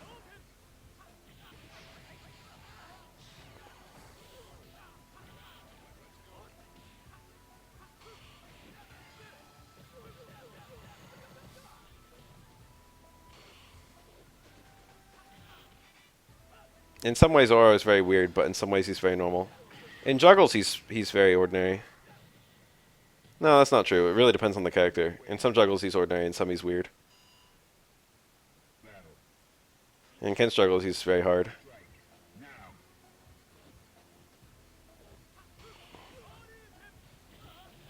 Against himself, there's no problem. Against Urian, there's some problems, I think, but not a lot. Some characters are really annoying for Urian to juggle.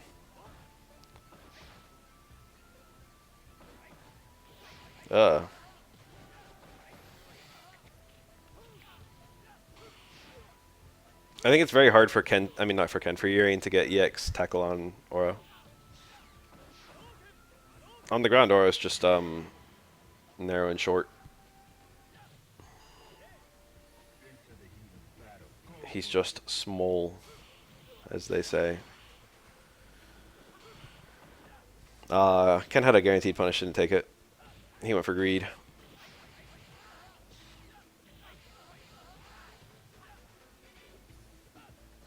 Wow. Lord knows where, and then immediately posted.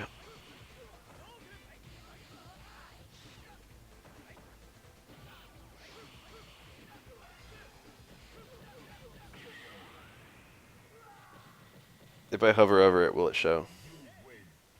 No. When did that break? I remember when that worked.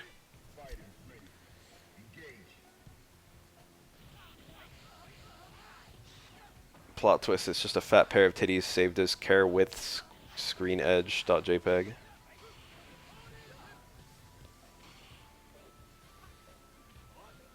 Nice punish.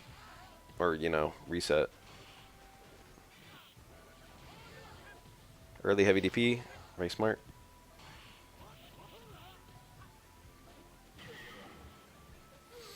Shimmy left forward.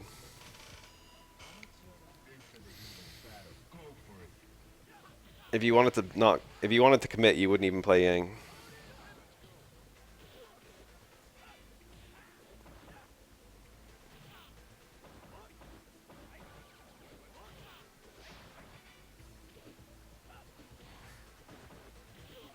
Yeah, most characters in this game just prefer to have you cornered. Or wants you mid-screen for his unblockables. Or Makoto wants to be in the corner herself so she can bounce off of it and SA2 you. And then twins like that cross-up versus non-cross-up dive kick mix-up. That's about it. There might be one or two more I'm not thinking of.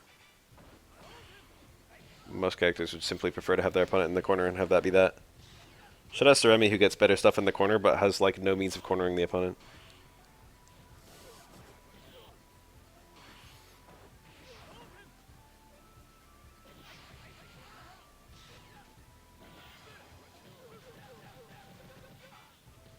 Yeah, it's possible mid-screen, but it's you're point blank after cross-up dive kick in the corner.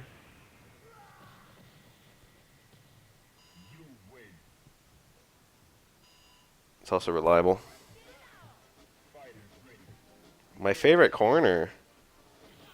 Oh golly, let me think.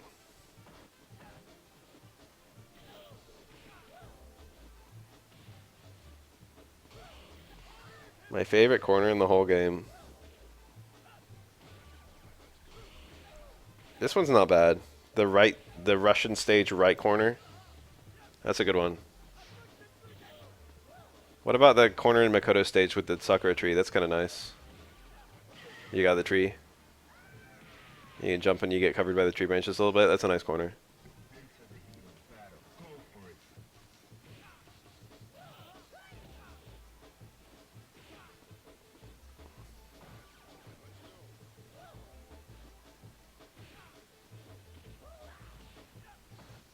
Oh.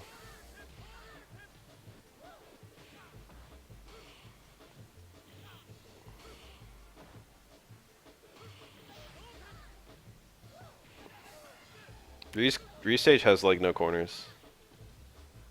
Boring stage. Cornerless stage. How come Ryu, Ibuki, and Akuma are all Japanese and yet they have 3 different stages? Meanwhile, Ken has to share his stage with fucking Alex.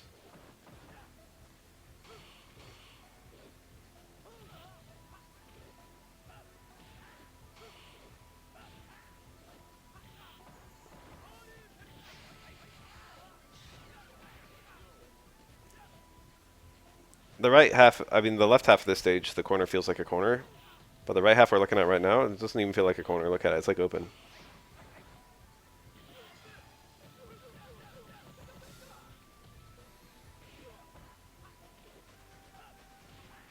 Do we actually know that Akuma's Japanese, or is there some bullshit? Because, like, he's obviously Japanese, but, like, I remember when Goken had a flag in SF4, it was like a fucking Mu flag. It was the nothingness flag. I think Akuma just had a Japanese flag, but I don't remember.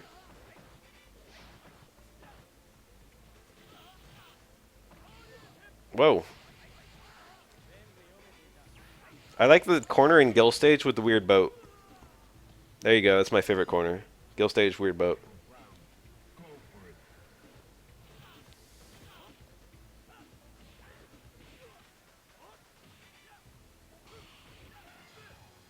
Watermelon corner is shit.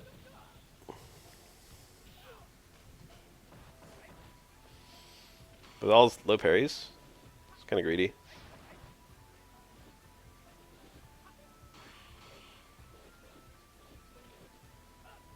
I think he just shows up. It's kind of like how he wasn't on a team in Cross Tekken, or how he wasn't even on the base roster in Super Turbo, and you wouldn't fight him as part of the tournament. He'd just show up right at the end. I think no one's inviting Akuma. I think he just fucking sees people fighting. And he's like, I'm gonna kick their asses.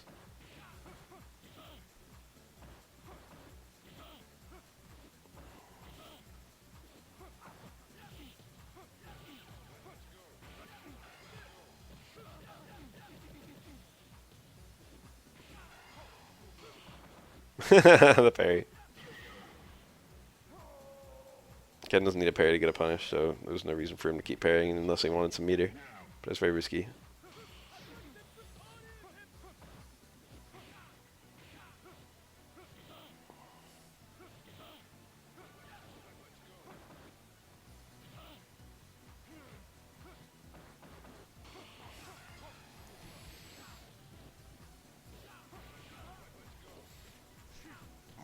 Marvel 1 bathhouse stage when you open up the women's side. And then there's Sakura jumping up and down wearing nothing but a towel. Truly the best corner.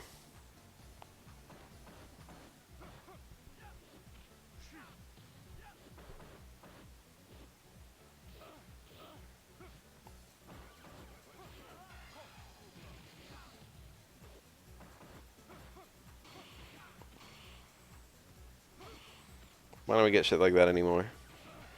I think in Marvel Superheroes there was a stage where there was like a rope bridge in the center of the stage. And I had like this vivid memory that you could break it. But I remember looking for it and I couldn't figure out how. And now I think I just might have made it up.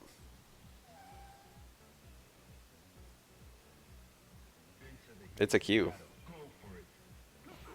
Wow, it was like a weird bait almost.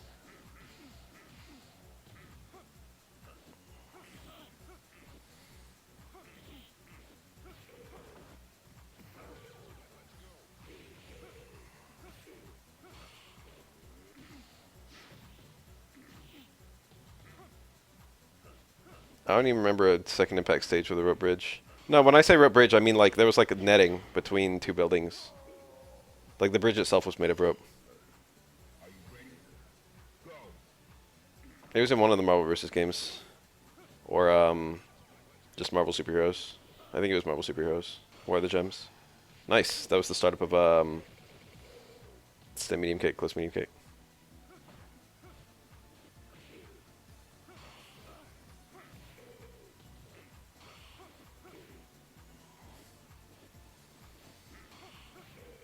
Cool punish.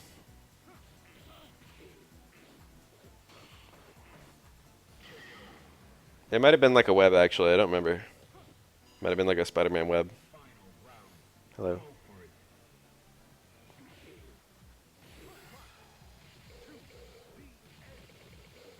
I don't think it was MVC1. I'm gonna have to do some research.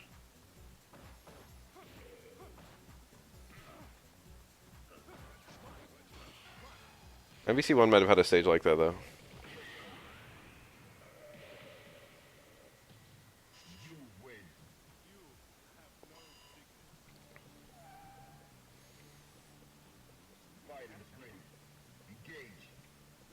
What the fuck is that hammock hanging off of anyway? The moon? Is there like a mountain, like a huge fucking peak hanging right over these characters right now?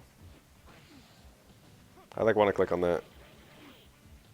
I like really want to click on that.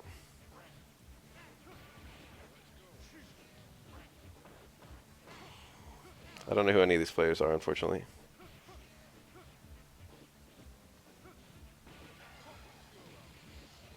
I mean, I see the title there. Top of the Daily Beagle.png. I know what it is. Alright, I'm gonna click on it. Everyone hold on a second.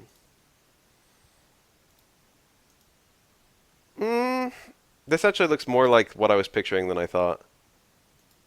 I don't think this is it, though. I think I was just combining the two stages in my head, but I think there was. I'm gonna look up, hold on. Marvel Superhero stages.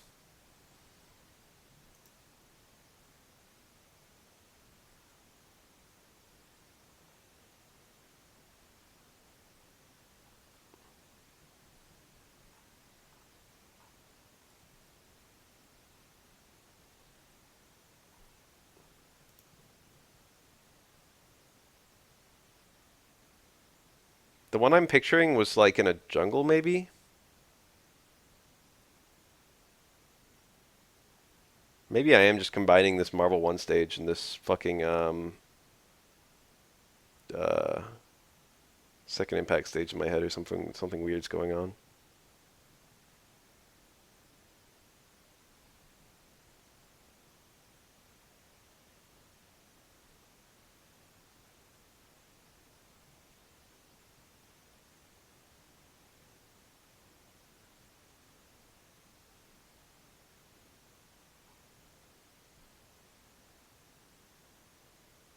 I haven't thought about this since I was like an actual child.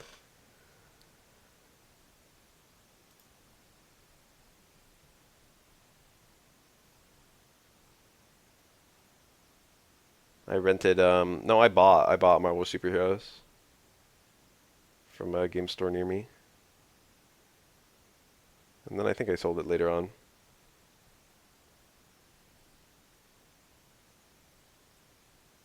Fuck Third Strike. Who plays that lame game? Not me.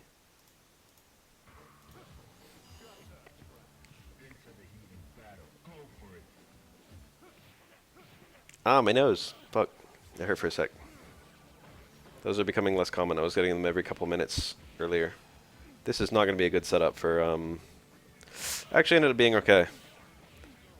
Even though that was JP2 to start the combo, or Dudley only bounced twice on the super.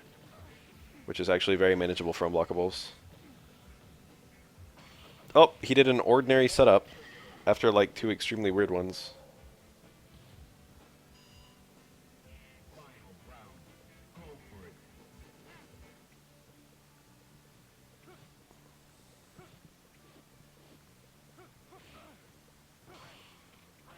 I played Third Strike not super recently, but you know I did. Someone got me playing it for some reason or another. Why a regular jump? I would have done a super jump, gotten the unblockable. What he did was not bad though. Universal overhead. I think an instant overhead would have been better with a jump medium kick. Good punish.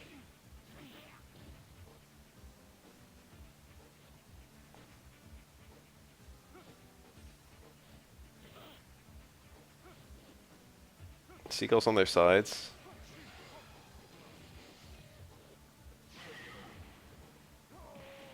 I gotta look again. Despite this being my stage, I actually don't fight on the stage very often because I don't fight out very many other auras. And I don't lose that much. And to fight on your own stage, you have to lose.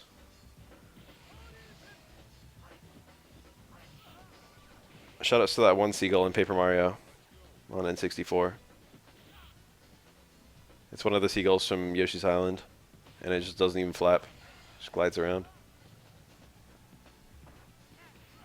It's like when you're riding the whale to the island.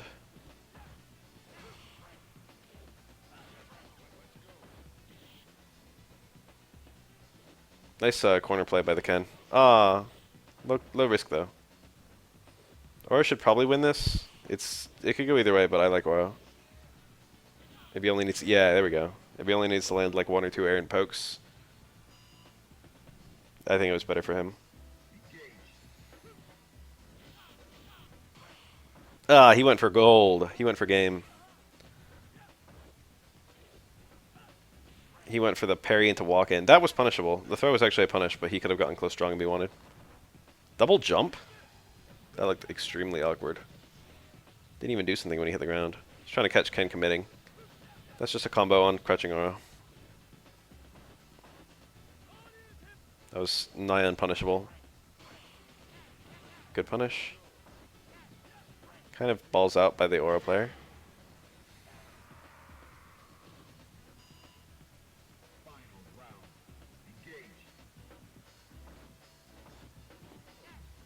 Aura's meter's pretty good. If he gets one chicken combo, he can almost kill Ken. A little bit more meter, it'll be over. If he starts with chicken, that is. If he starts with just close strong into close strong, he doesn't have enough. Oh! That was awkward. Not the ideal setup. He unfortunately got a very distant close strong. I don't think a walking close strong was even possible from how far away he got it. Normally you can do 2-hit close strong into walk in, 1-hit close strong, and that gives you a perfect unblockable setup. Ah. But he got like the worst one imaginable.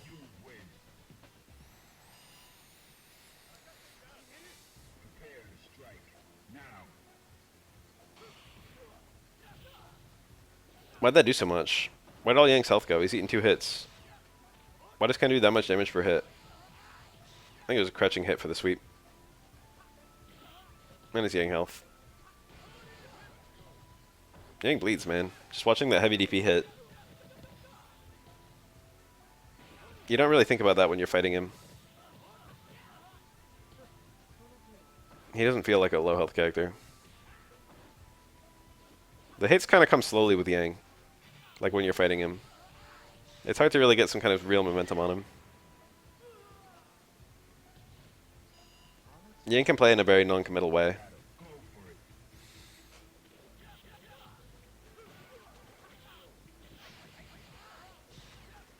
Yeah, that. Red parry attempt maybe by the Yang. The jump jab. Oh, that EX Tatsu whiffed and then it still worked. Average Yang player. I mean, average Yang hater, more like average Third Strike player. There we go. Super? This will kill.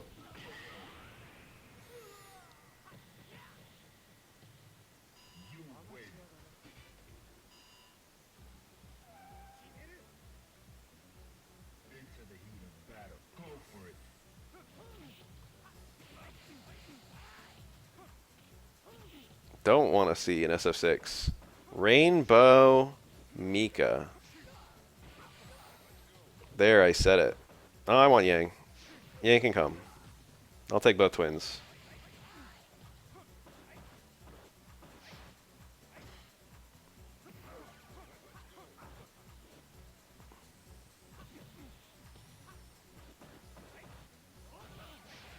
Ah.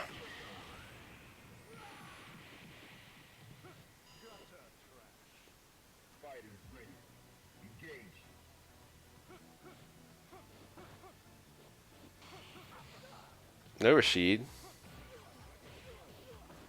If they overhaul Rashid a bit, I'll probably fucking be down. I actually like Rashid as is, actually. Oh, wait, you don't want any of the new SF5 characters. Shut the fuck up. I want all of them. I want Colleen. I want Zeku. I want Abigail. I want Manat. Shit, like I like every single fucking SF5 newbie.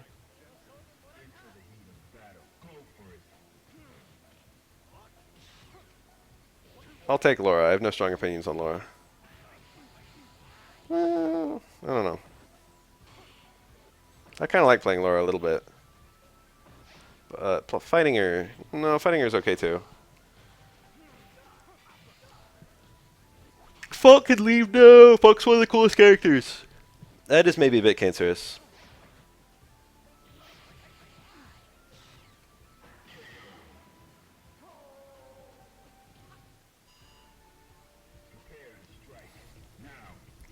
Didn't Ed not even have the flicker when he was launched? Is that real, or am I misremembering that? That's the thing, right? They added the flicker later on. It's funny because that's like his whole character now. Ed is just a flicker bot.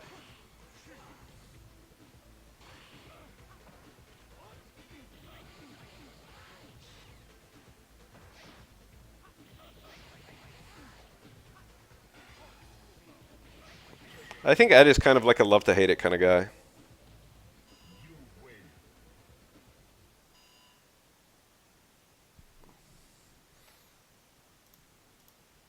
I think people kind of love to hate Ed's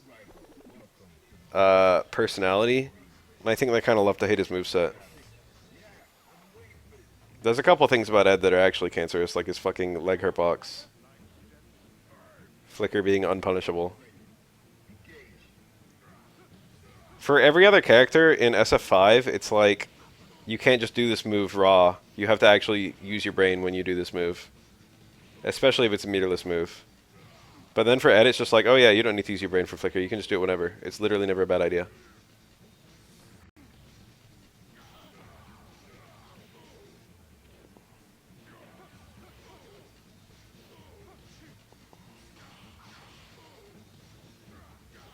I don't remember launch Flicker. I don't remember what changed about it.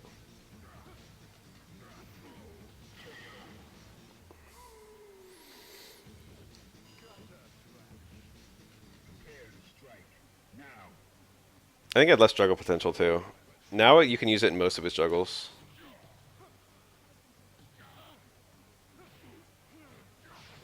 Ooh.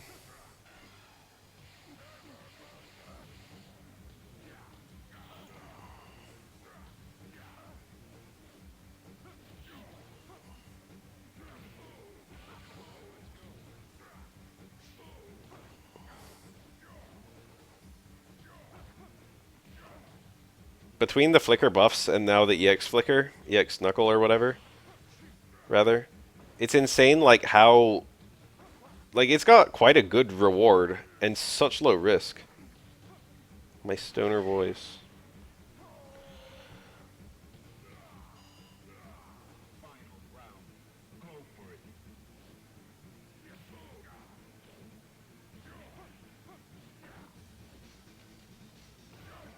If they make him interesting, huh? You don't think SF5 Blanca's interesting? I think he's kind of cool.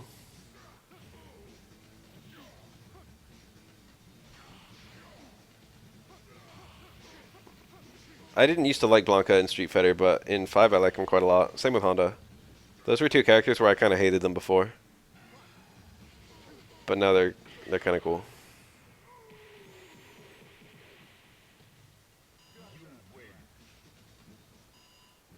I have a very shitty casual Blanca that sometimes I pull out. It's not very good, but it's fun. He's fun to play. Still got the punish.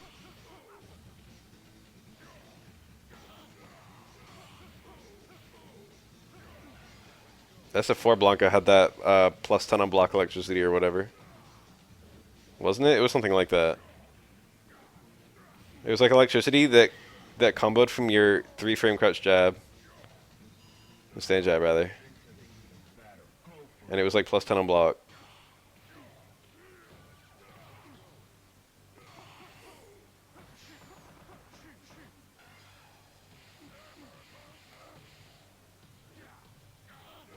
Everyone's saying Yuri got buffed to shit. I haven't actually looked at Chaos since the patch dropped. But both Rio and Yuri got huge buffs, apparently. And then Dolores, who was considered one of the stronger characters, kind of got a lateral shift, I heard. She's like a little bit different, but not really better or worse. And that's my squad. I don't really like Andy's combo routes. I was wondering to see if they could make him a little bit more interesting to me. Because I like Andy a little bit, but not a lot.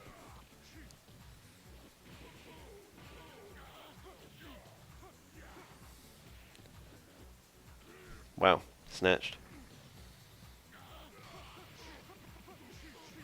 Yeah.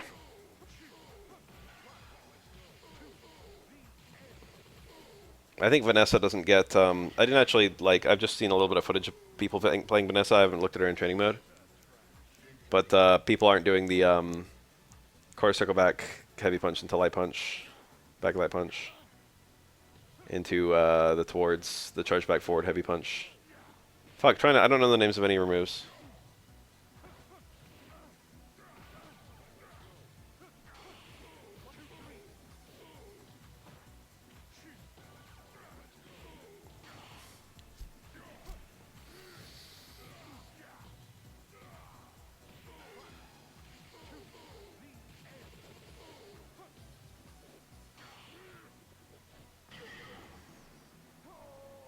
It looks like your combos are a bit shorter.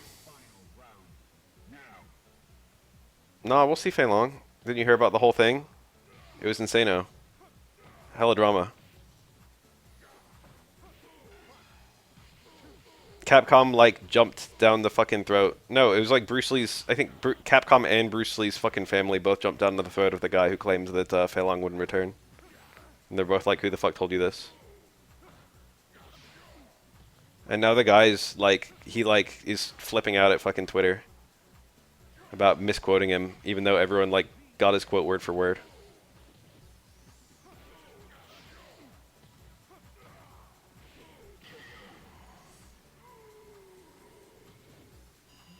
Alright, so here's what happened.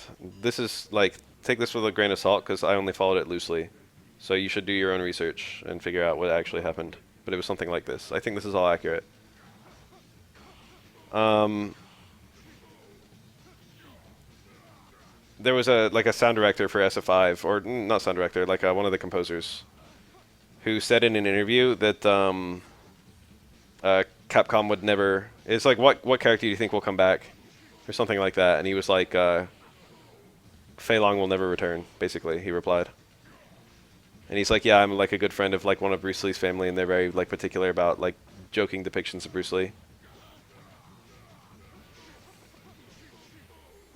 Something like that. You can go and dig it up if you want. His actual quote. And then Bruce Lee's family was like, who the fuck did you talk to? Because I guess a lot of people like added them on Twitter after after this guy said this, and it's like, why can't we have Bruce Lee? Why can't we have Fei Long? And Bruce Lee's family's like, what the fuck are you talking about? Fei Long isn't really a joke character at all. There's no humor to him. He's just Bruce Lee. It's just kind of a cool depiction, you know. I wouldn't really call it offensive in any way, but it doesn't matter if it's offensive if they don't want it. They don't. I'm sure they have some kind of way to like block it, and that's all right. But I don't think they're really interested in blocking it. Is what I'm getting to.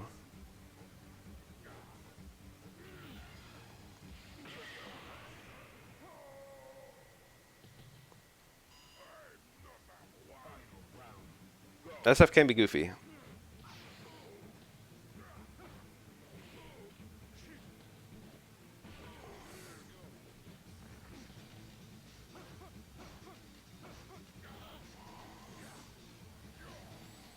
Wow. Both of them missing punishes. Anyway, I saw a huge Twitter thread where the guy complained about being misquoted, and all the replies were talking about like, here's the clip of you saying it, here it is word for word. And like cuts to it.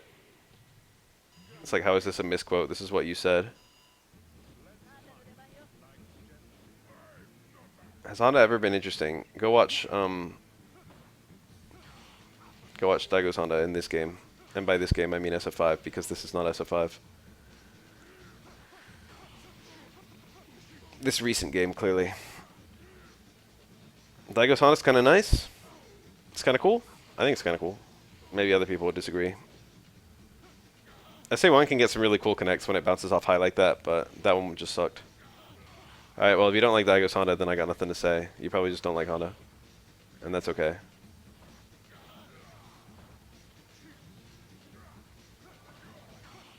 Yeah, what about Mike Ross? What the fuck? You didn't like Mike Ross in SF4? I didn't give a shit about Honda, but I was rooting for Mike Ross every time. Mike Ross is at the wheel, I cared about Honda a lot. And Mike Ross had other characters too, and I didn't get hyped for them. Mike Ross pulled out Blanca, I'm just like, nah. I felt nothing.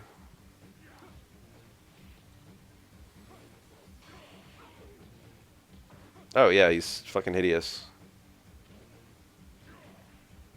The Kabuki makeup's kinda cool. Apart from that, he's just a sumo. Uninteresting. Interesting maybe to Japanese people at best.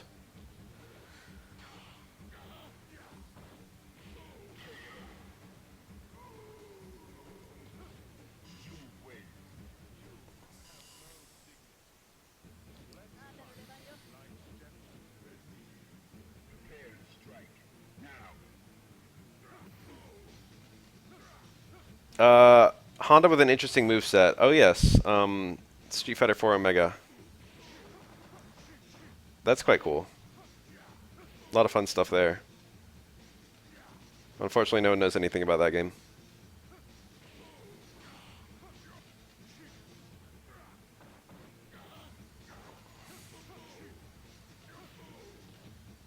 SF1 character you'd like to see. Retsu, yes.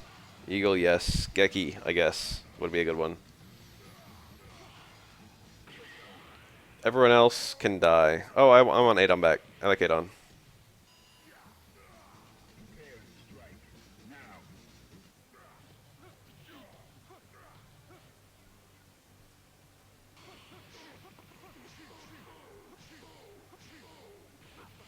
Nice.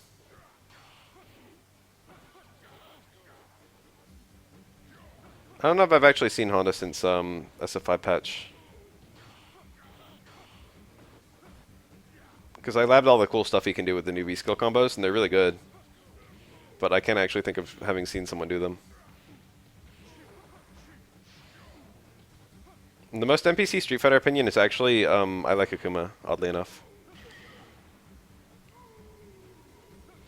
Because people who like the edgy fucking Sasuke Hiei style characters actually simply don't even have opinions in the first place.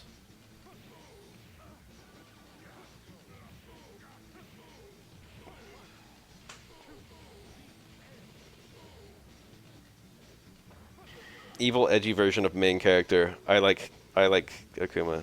It's that simple.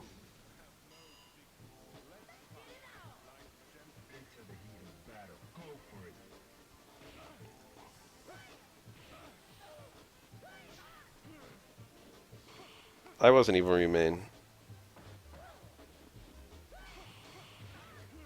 The thing is, people have like a double standard because Evil Ryu and Akuma are just the same guy. It's just Ryu but evil. But everyone looks at Evil Ryu and it's like, oh my god, this is just a carbon copy, and for some reason they don't say that for Akuma.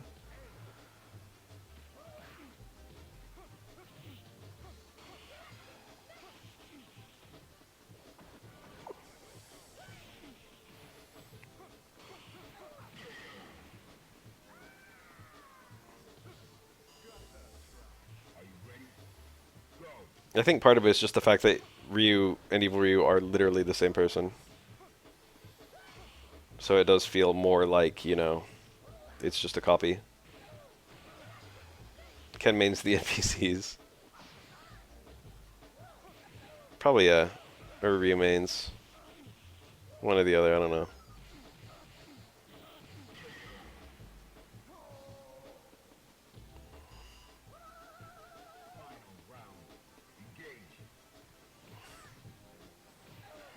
Evil Ryu overhead kick? I don't even know what you're talking about. Towards medium kick's not an overhead.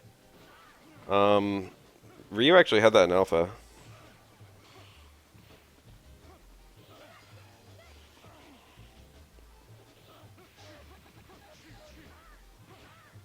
It was like his towards forward in that game. Ugh, what a slugfest. The one hit super. Someone take down this Dudley. Someone find that aura.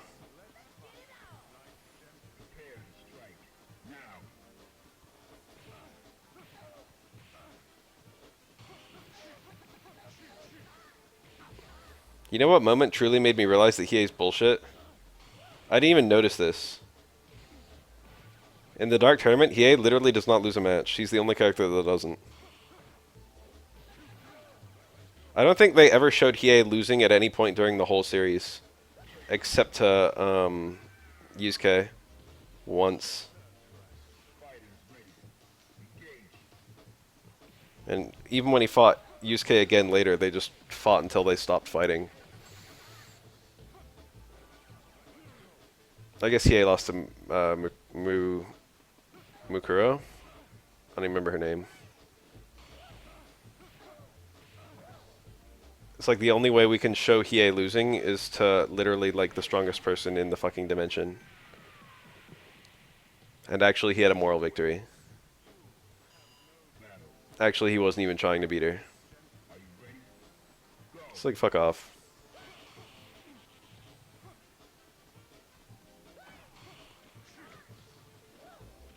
Oh, the throw whiffed. Too far away, I think. Don't think there was an issue with the timing. I recently, not so recently, it was a couple of years ago now, watched all of the Yu Yu Hakusho anime, whereas I'd only ever read it. And I was pissed off at, like, all the fucking added scenes with Koenma. Almost killed the whole show for me. It's just so much, and all of them are not very funny.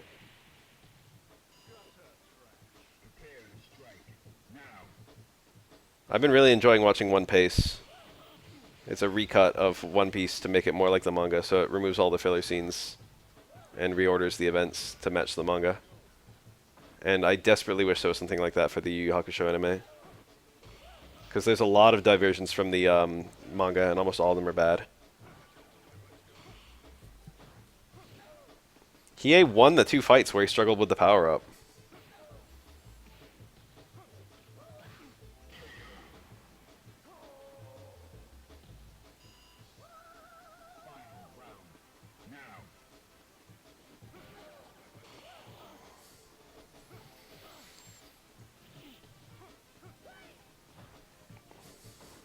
We're just kind of informed it's dangerous, you know what I mean? There's no, like, actual depiction of it being dangerous. I wonder if Necro can get a heavy spin hook there.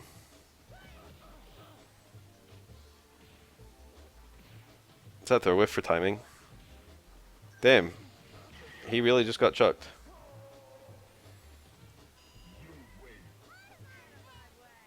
Dressrosa I remember being really long.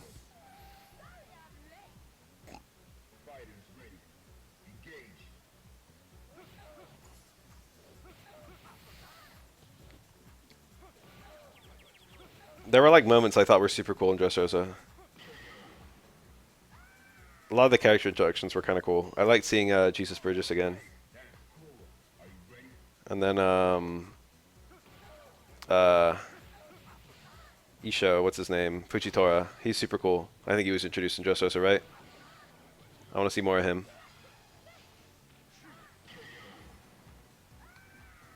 He's like a huge sleeper character.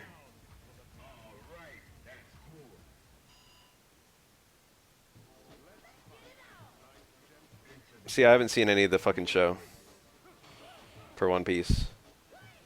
I'm only up to like Skypia for the TV show.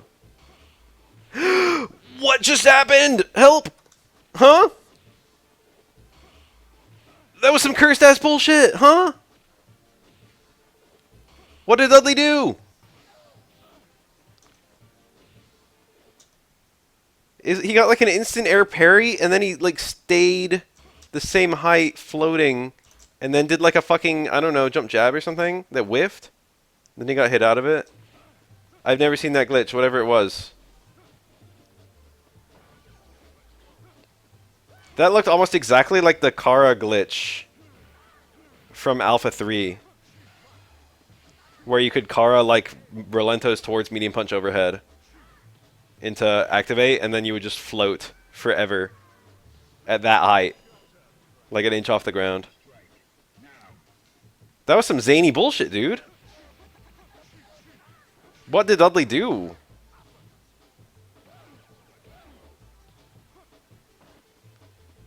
That was like fucking Dudley doing Dalsim's VS1.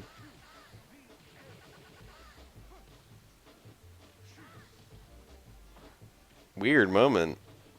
New glitch discovered.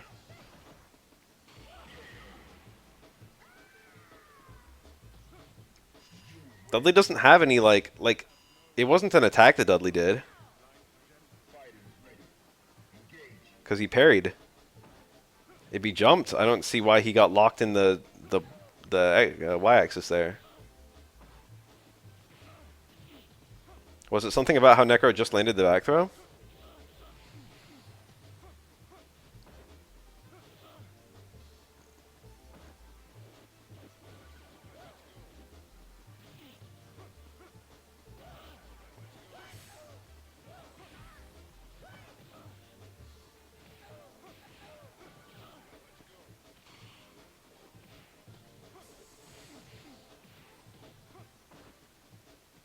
Damn, I'm still reeling on that. Weird bug.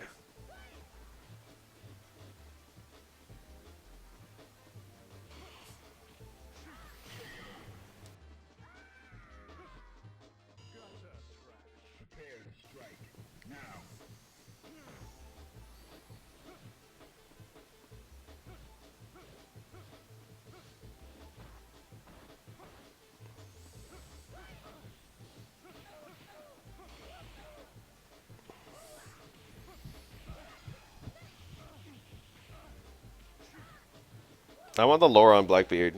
I'm tired of waiting for that. I want the lore on that little raft. Remember that raft? There's just this implicit plot that the Blackbeard the Blackbeard crew had the same issues with their raft that, like, Luffy had with, like, the Going Merry. But we didn't get to see it. It was just all off screen. Where it's just like you can't expect to do everything on this dumb little raft. But they were all, like, emotionally attached to it.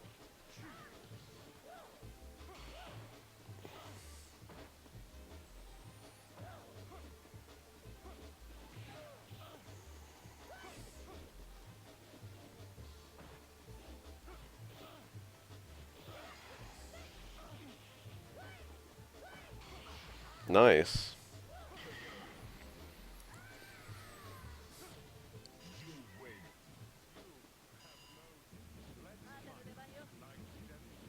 Skypiea is not done, and that's one of the big reasons I've been putting off watching more One Piece, is just because I'm waiting for them to do it on one pace, but they're taking forever.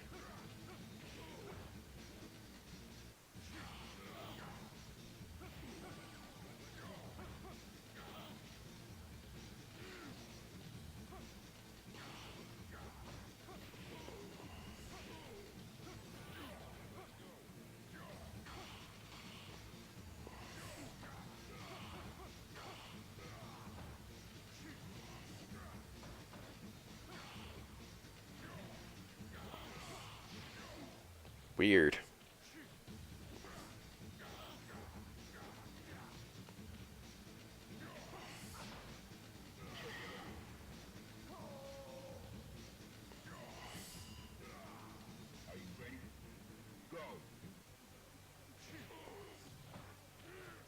Once you get to, I think,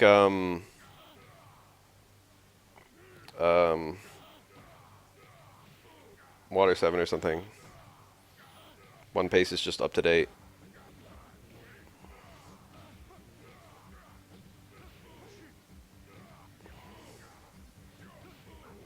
Uh,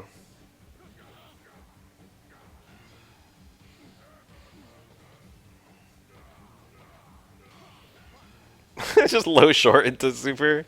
I think Super itself would be just as fast. Faster.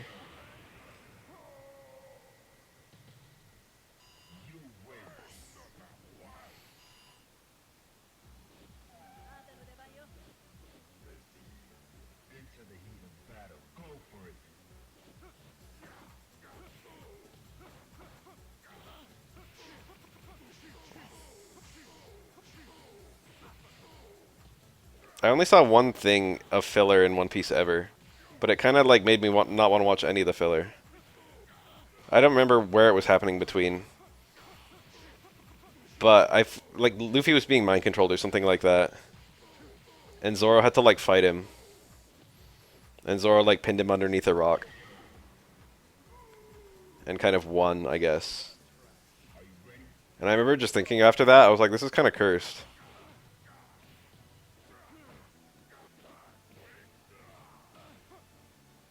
I don't know. I haven't fucking seen it in forever. All I remember is that it had Luffy and Zoro fight, and that Zoro won. And I remember thinking to myself, like, fuck, like, I don't know. This kind of feels like it's undermining maybe both characters.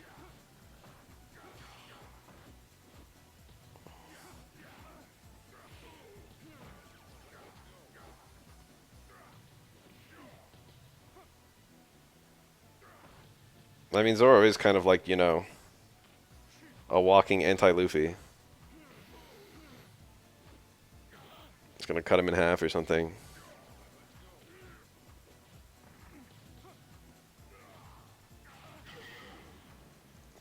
But I just feel like you shouldn't even depict that.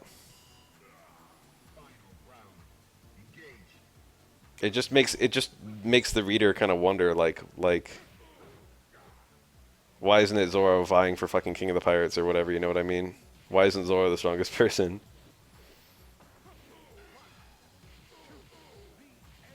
I don't like thinking about Luffy as not the strongest person on the Straw Hats.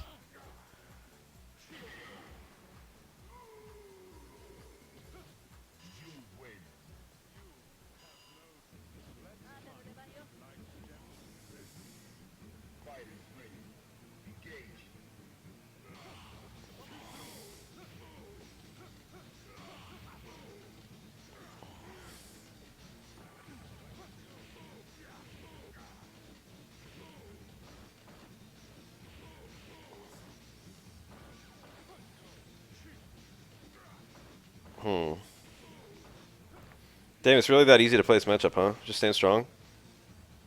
Dudley's making this look free as fuck. Alright, alright, alright. You go fix his face.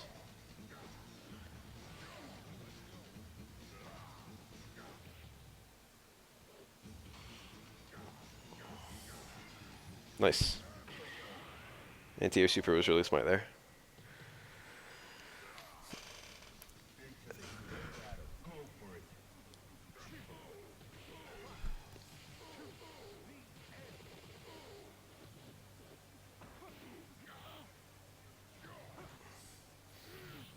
What's the lore with One Piece Gold? Or is it Gold? What's the one with Shiki? The One Piece movie with Shiki. It's like a fully original One Piece movie, but I think that Oda considers it canon or something like that.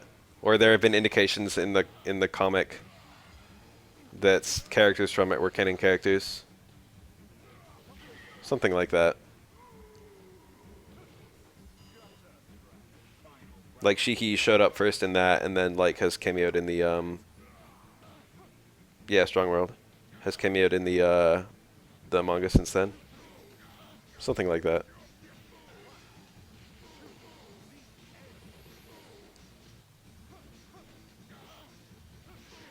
I never saw that shit, so I don't know what's going on.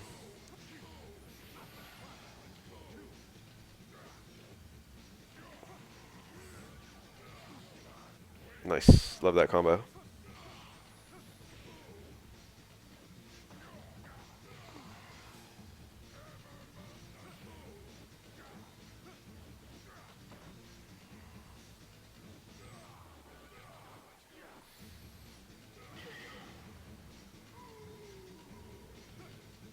Will we ever find out what happened to Geen or Jin or fucking whatever, however his name was intended to be pronounced? Remember that guy? Oda never ever forgets, but I think that is the one instance where Oda actually just forgot.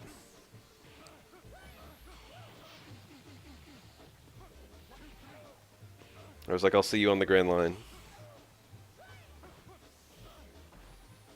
Where is he? Did he just die? At this point, I'll accept that, because he was like dying when he left. His name was Gin, but I couldn't tell if it was supposed to be pronounced like Jin or Geen.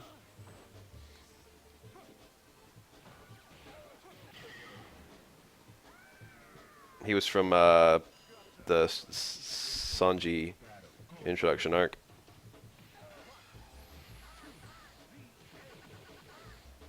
Yeah, see? Everyone forgot.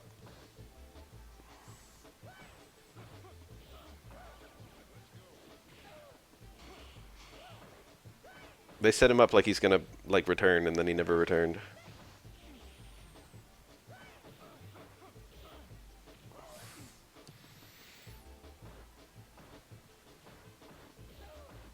Oda literally never forgets, so he's gonna end up being an exceptionally important character. That's my headcanon.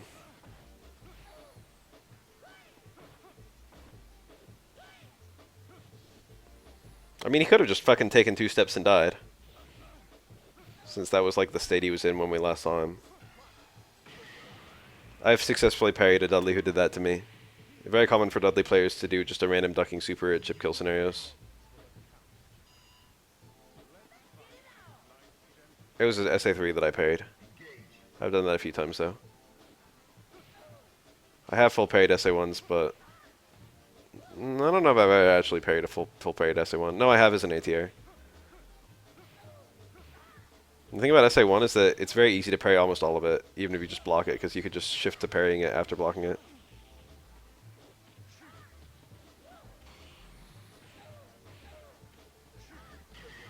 He got carried off. That was it.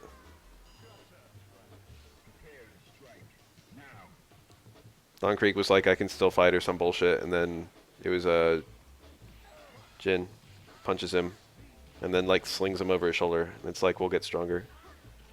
Or some bullshit.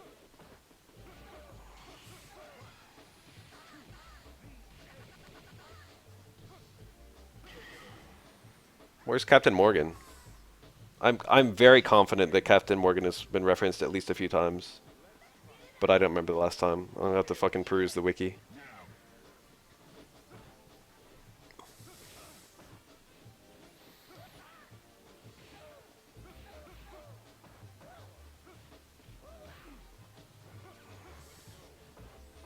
He got arrested and then, yeah, like, snuck away.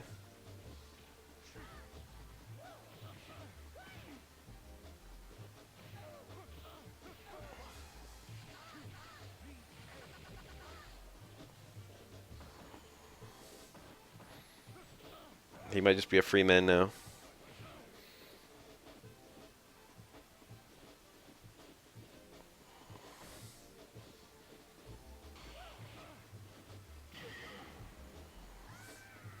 I forget the. I think Garp was asleep or something. I forget how it played out. It was probably like an fuck it moment. I mean, even if you're super strong, if you don't know where someone went.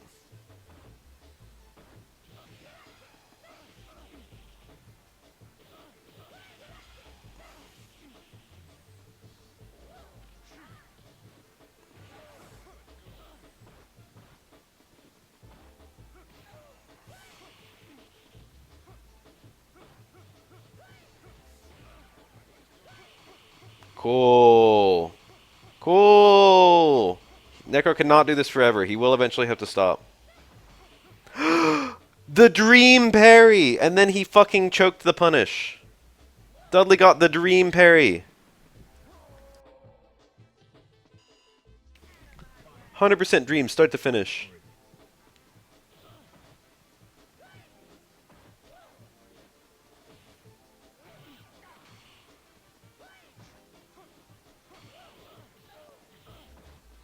You know what's funny is Necro can super cancel any hit of electricity. And yet 12 can only super cancel the first hit of axe. Like, what's going on there? What's up with that?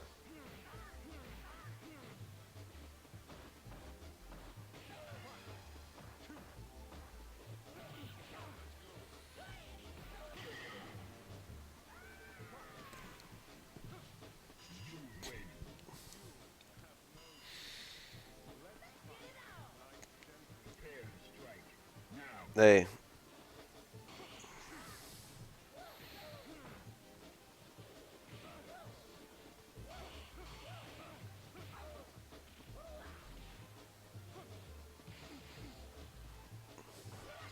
Oh, okay.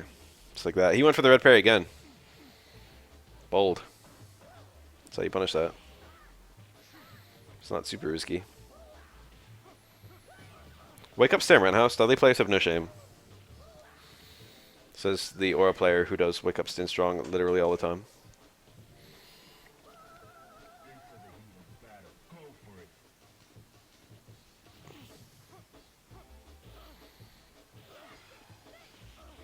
Electric snake. Oh, he went for it. It's like he was fucking anticipating a cross-up drill hit or something. That's true. They strike players have no shame.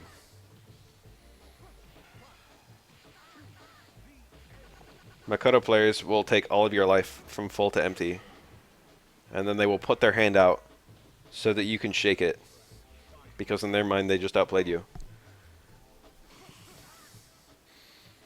If you had any shame at all, you couldn't do that.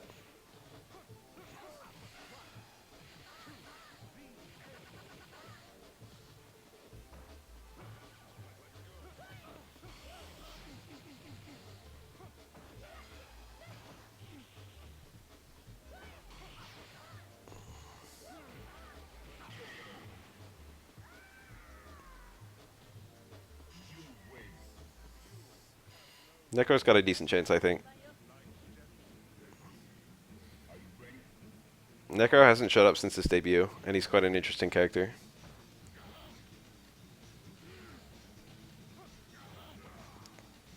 I read WB as welcome back, but maybe it's supposed to be, well, what about? Remy has no hope.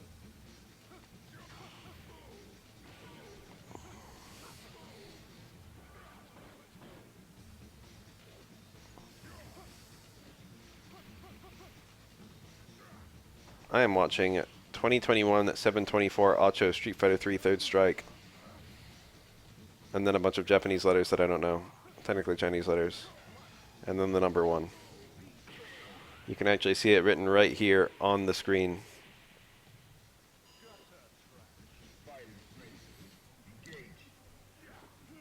And actually, that's also the title of the video on YouTube, so you can type that into YouTube and you'll find this very video.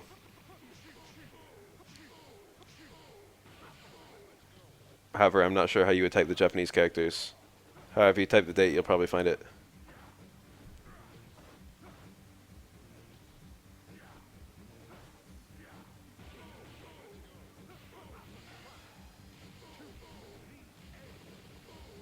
Didn't kill.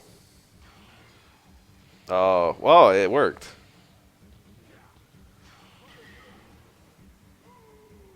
I think Remy could come back, but his moveset will probably get a little altered. He'll probably have new specials.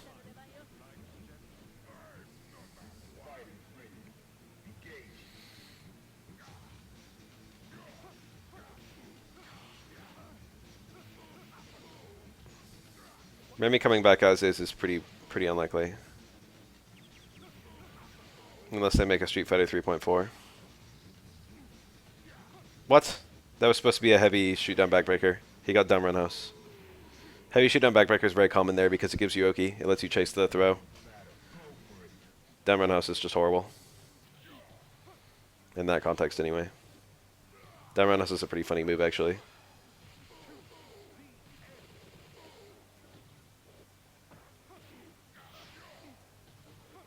I think it's probably underrated, but it carries a lot of risk, and you know, you don't really want to play risky in this game. Well, there's very particular kinds of risky you want to play.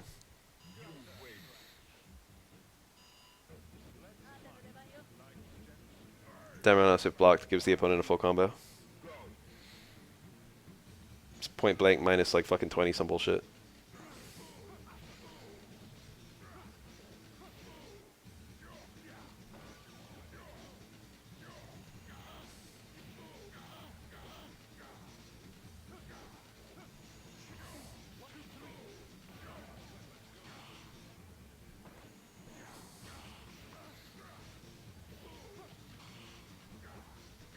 Auto combos, Capcom's actually tried before and they got very negative reception.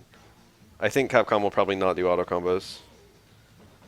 I think most of the ideas generally succeeded for SF5, so I think we're going to get something fundamentally very similar to SF5. Some of the SF5 specific mechanics, such as trigger skills, whatever, are probably not going to come back. Maybe not crush counties either. But in terms of the general gameplay, it's probably going to be pretty much the same. No command normals, fucking, I mean, no proximity normals. The grab mechanics, the fucking...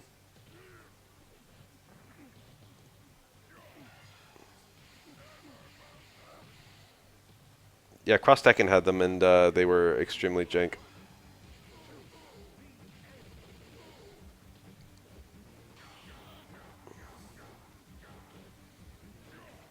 Input overhaul to make some even more simple. I don't know. I can't see them changing DPs to be something else. There was a lot of discussion about that in Marvel Infinite when that came out, because they made a few DP motions into down-down motions. But the thing about down-down is it's not even really easier. It kind of is. And also, there were still DPs in the game. I can see more TCs. It's hard to even imagine how you could make a TC easier. I guess it was just the same button repeatedly, like fucking Luke medium punch times 4. I actually like that though. I think that's kind of cool, the way that they use TCs in SF5.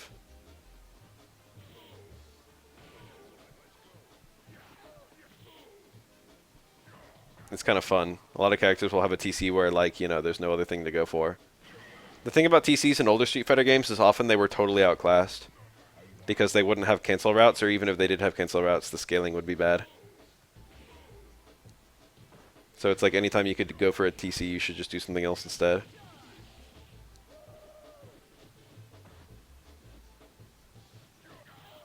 I am. Are you?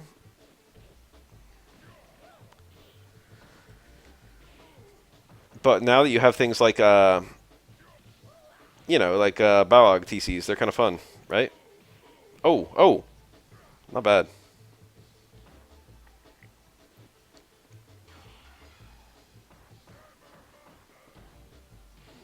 Ken's TC had not much additional scaling and also a cancel route. So yeah, that's why it's so crazy.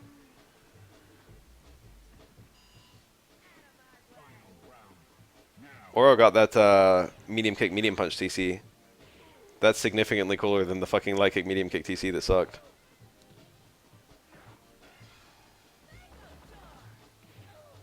Let's strong punish. Hugo must be able to get something better than that. Raw super at the very least.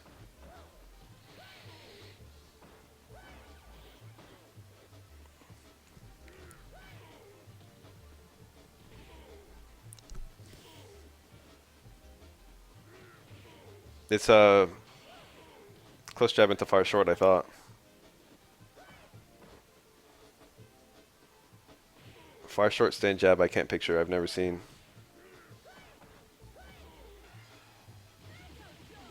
It's close jab far short. If I'm not wrong.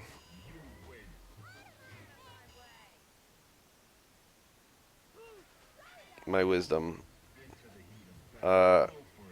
Zany character fun. That's my wisdom.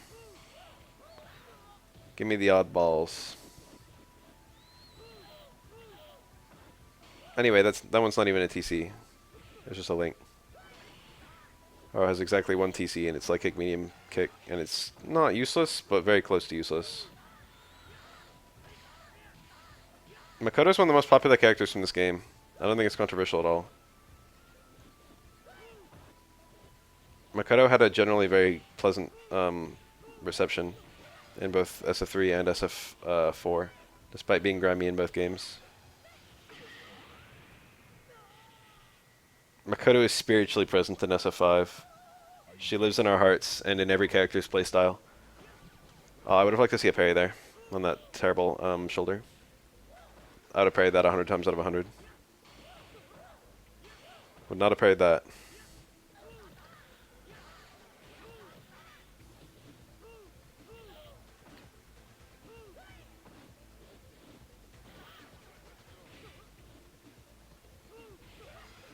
Is this the power of being a girl?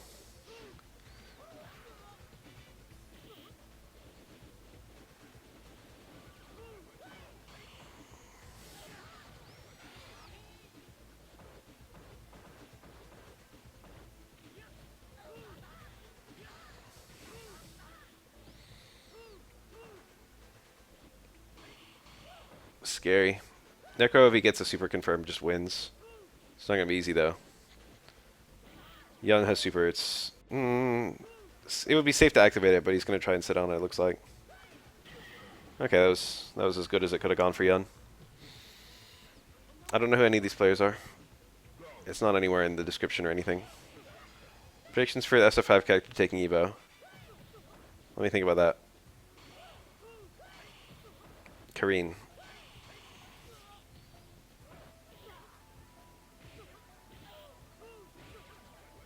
Played by Bonchan.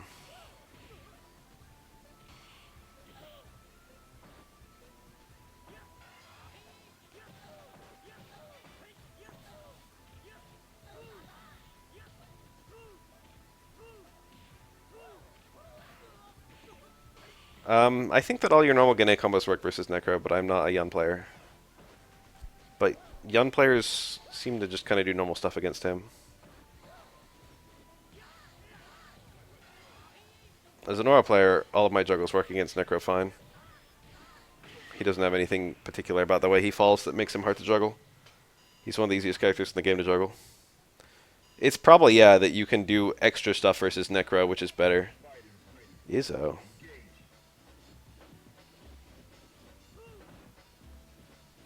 Rare footage of an Alex. I hate the Tor's fierce low profiles. What the fuck? Why is he on like this?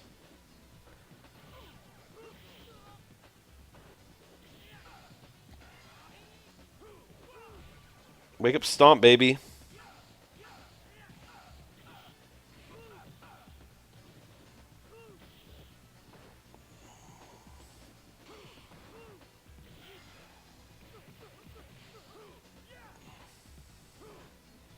Everhead was a good play there.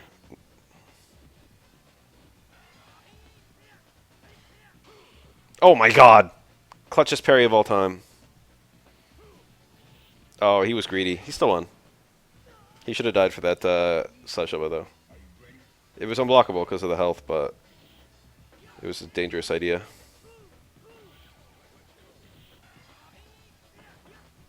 Oh my god! That runs a chunk of the Gene time, too.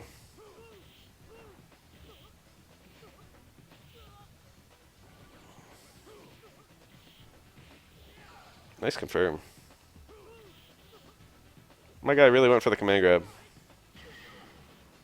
Alex's command grab is almost a novelty in this game because you'd rather just car throw.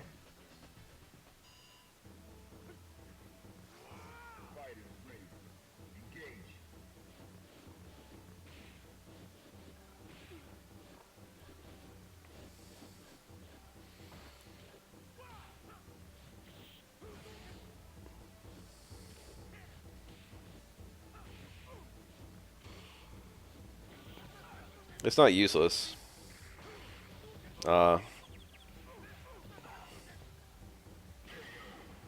Jump forward hard punch.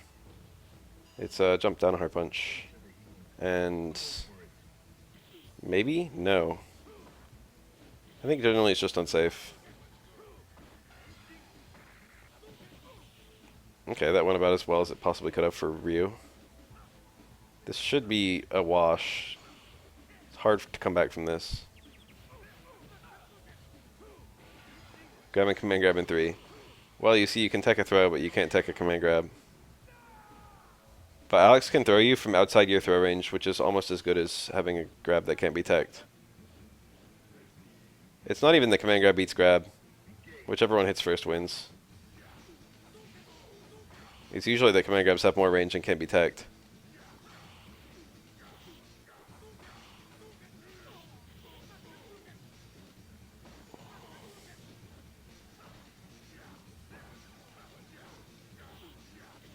There aren't actually that many command grab characters in SF3 though. It's actually that Karakusa can tech throws. I like lab that. There's a couple moves like that too.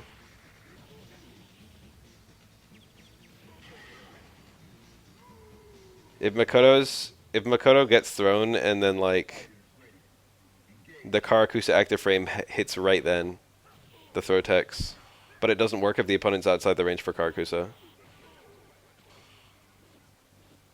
There's a couple moves like that too. I think Raida does that, Oro's hit grab also does that.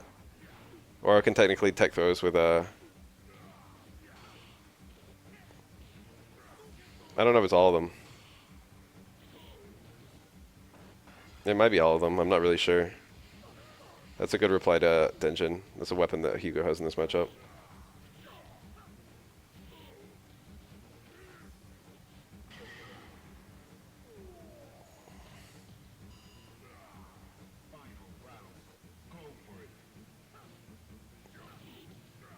Throws also have less risk than command grabs. Command grabs usually recover for quite a while. Throws recover very quickly. It's generally all the same stuff that's in like other games. But most command grabs don't actually have that much recovery in this game. Like even if you neutral jump a twin command grab, it's still a little picky to get a punish on it. Depends on various things.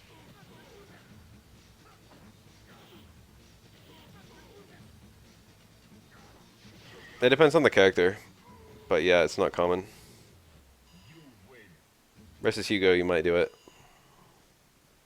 You can get high up punishes on his grabs, because he's tall. But a lot of the other command grab characters are short, like Makoto and Twins.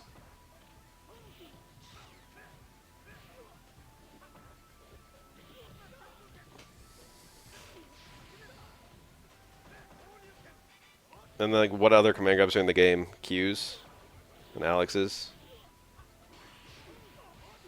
You don't really see it that much just because it's not really worth trying to get out of the way of command grabs.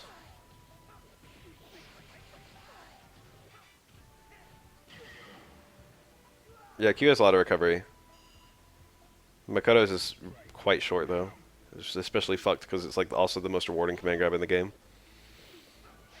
Which really just makes her the best grappler. It's just weird to think that Makoto is like 10 times better of a grappler than Hugo.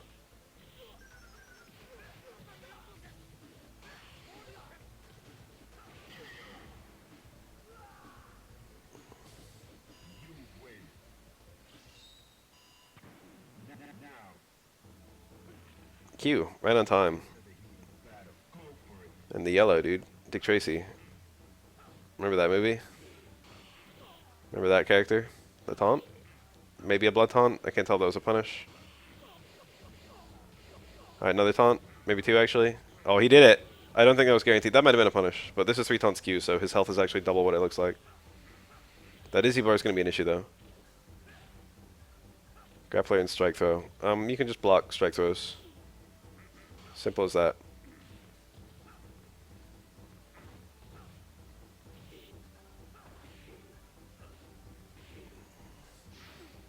I didn't watch Dick Tracy when it was new. I don't even know if I was alive when it was new. It probably wasn't. I don't know how old it is. It seems like an 80s movie.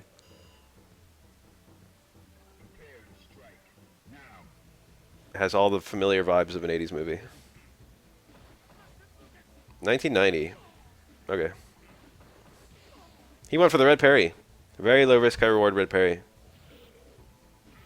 Hit grabs can sometimes combo. I don't want to say always, because I'm not sure if it's always. I think it's always. I can't think of one that doesn't. You can combo into Necro's grab, you can combo into Oro's grab, you can combo into Ibuki's grab.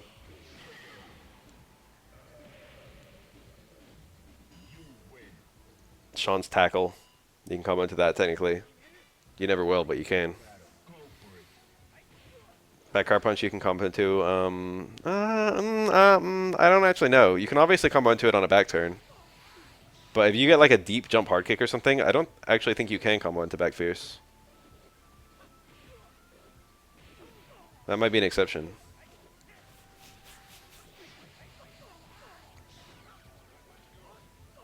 Yes.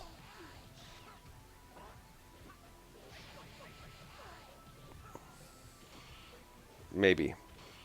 I don't want to say yes. I changed my mind. What they should have done with Oro SA1 is make it so that you get the unblockable version. But if you do the half circle back punch, you get a hit grab version. So you can still do like stay medium kick into SA1. And that would be a combo. It's so goofy right now that he literally loses the ender from stay medium kick. Or literally loses all his combos when he activates Kishin Riki. Just because he loses his launcher entirely. And he loses his like follow-up from close medium kick entirely.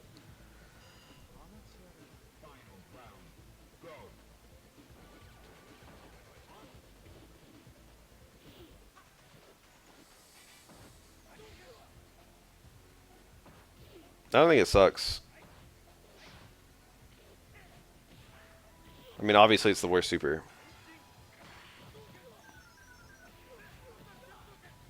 Having the command grabs is quite strong, though, I think. The Shadow with Alec Baldwin, no. I don't know if I've ever seen a movie that Alec Baldwin was in. I mean, I must have, because he's prolific.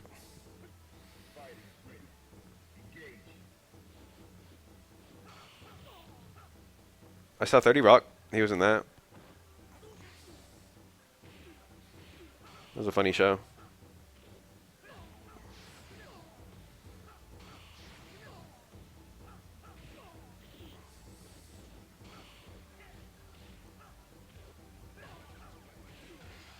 That tension doesn't look good. That was a punish.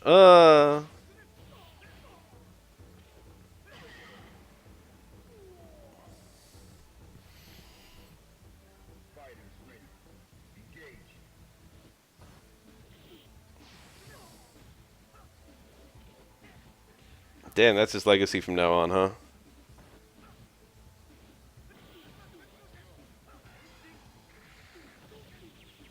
Do I remember Sonic 2, the game or the movie? I didn't see the movie. But I do remember the game.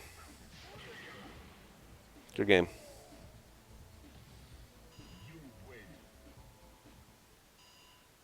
Whoa, it ended. We're just here for life. Do I want to do another? I kind of want to, like, unwind. You guys might think this is unwinding, and you're not wrong, but...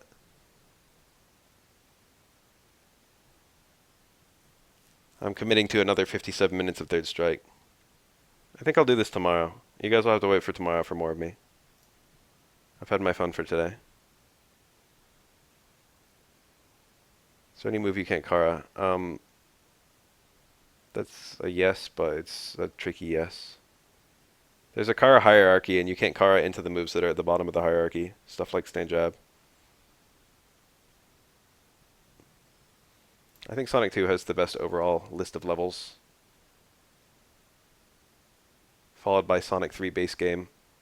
Followed by... I don't know. I don't want to rate Sonic 1, Sonic and Knuckles, and the Sonic CD. That's too hard. I don't know. Sonic 2 is the best, then base Sonic 3 is next best. You can Kara normals. Well, it depends. In Street Fighter 3, I don't actually think you can you? In Street Fighter 4, you can Kara normals into normals of higher strengths, and that's the basis of blinking. But in 3, I don't remember if it's possible. All normals might be in the same level in 3. Anyway, I'm leaving for reals. Yeah, maybe you can in 3.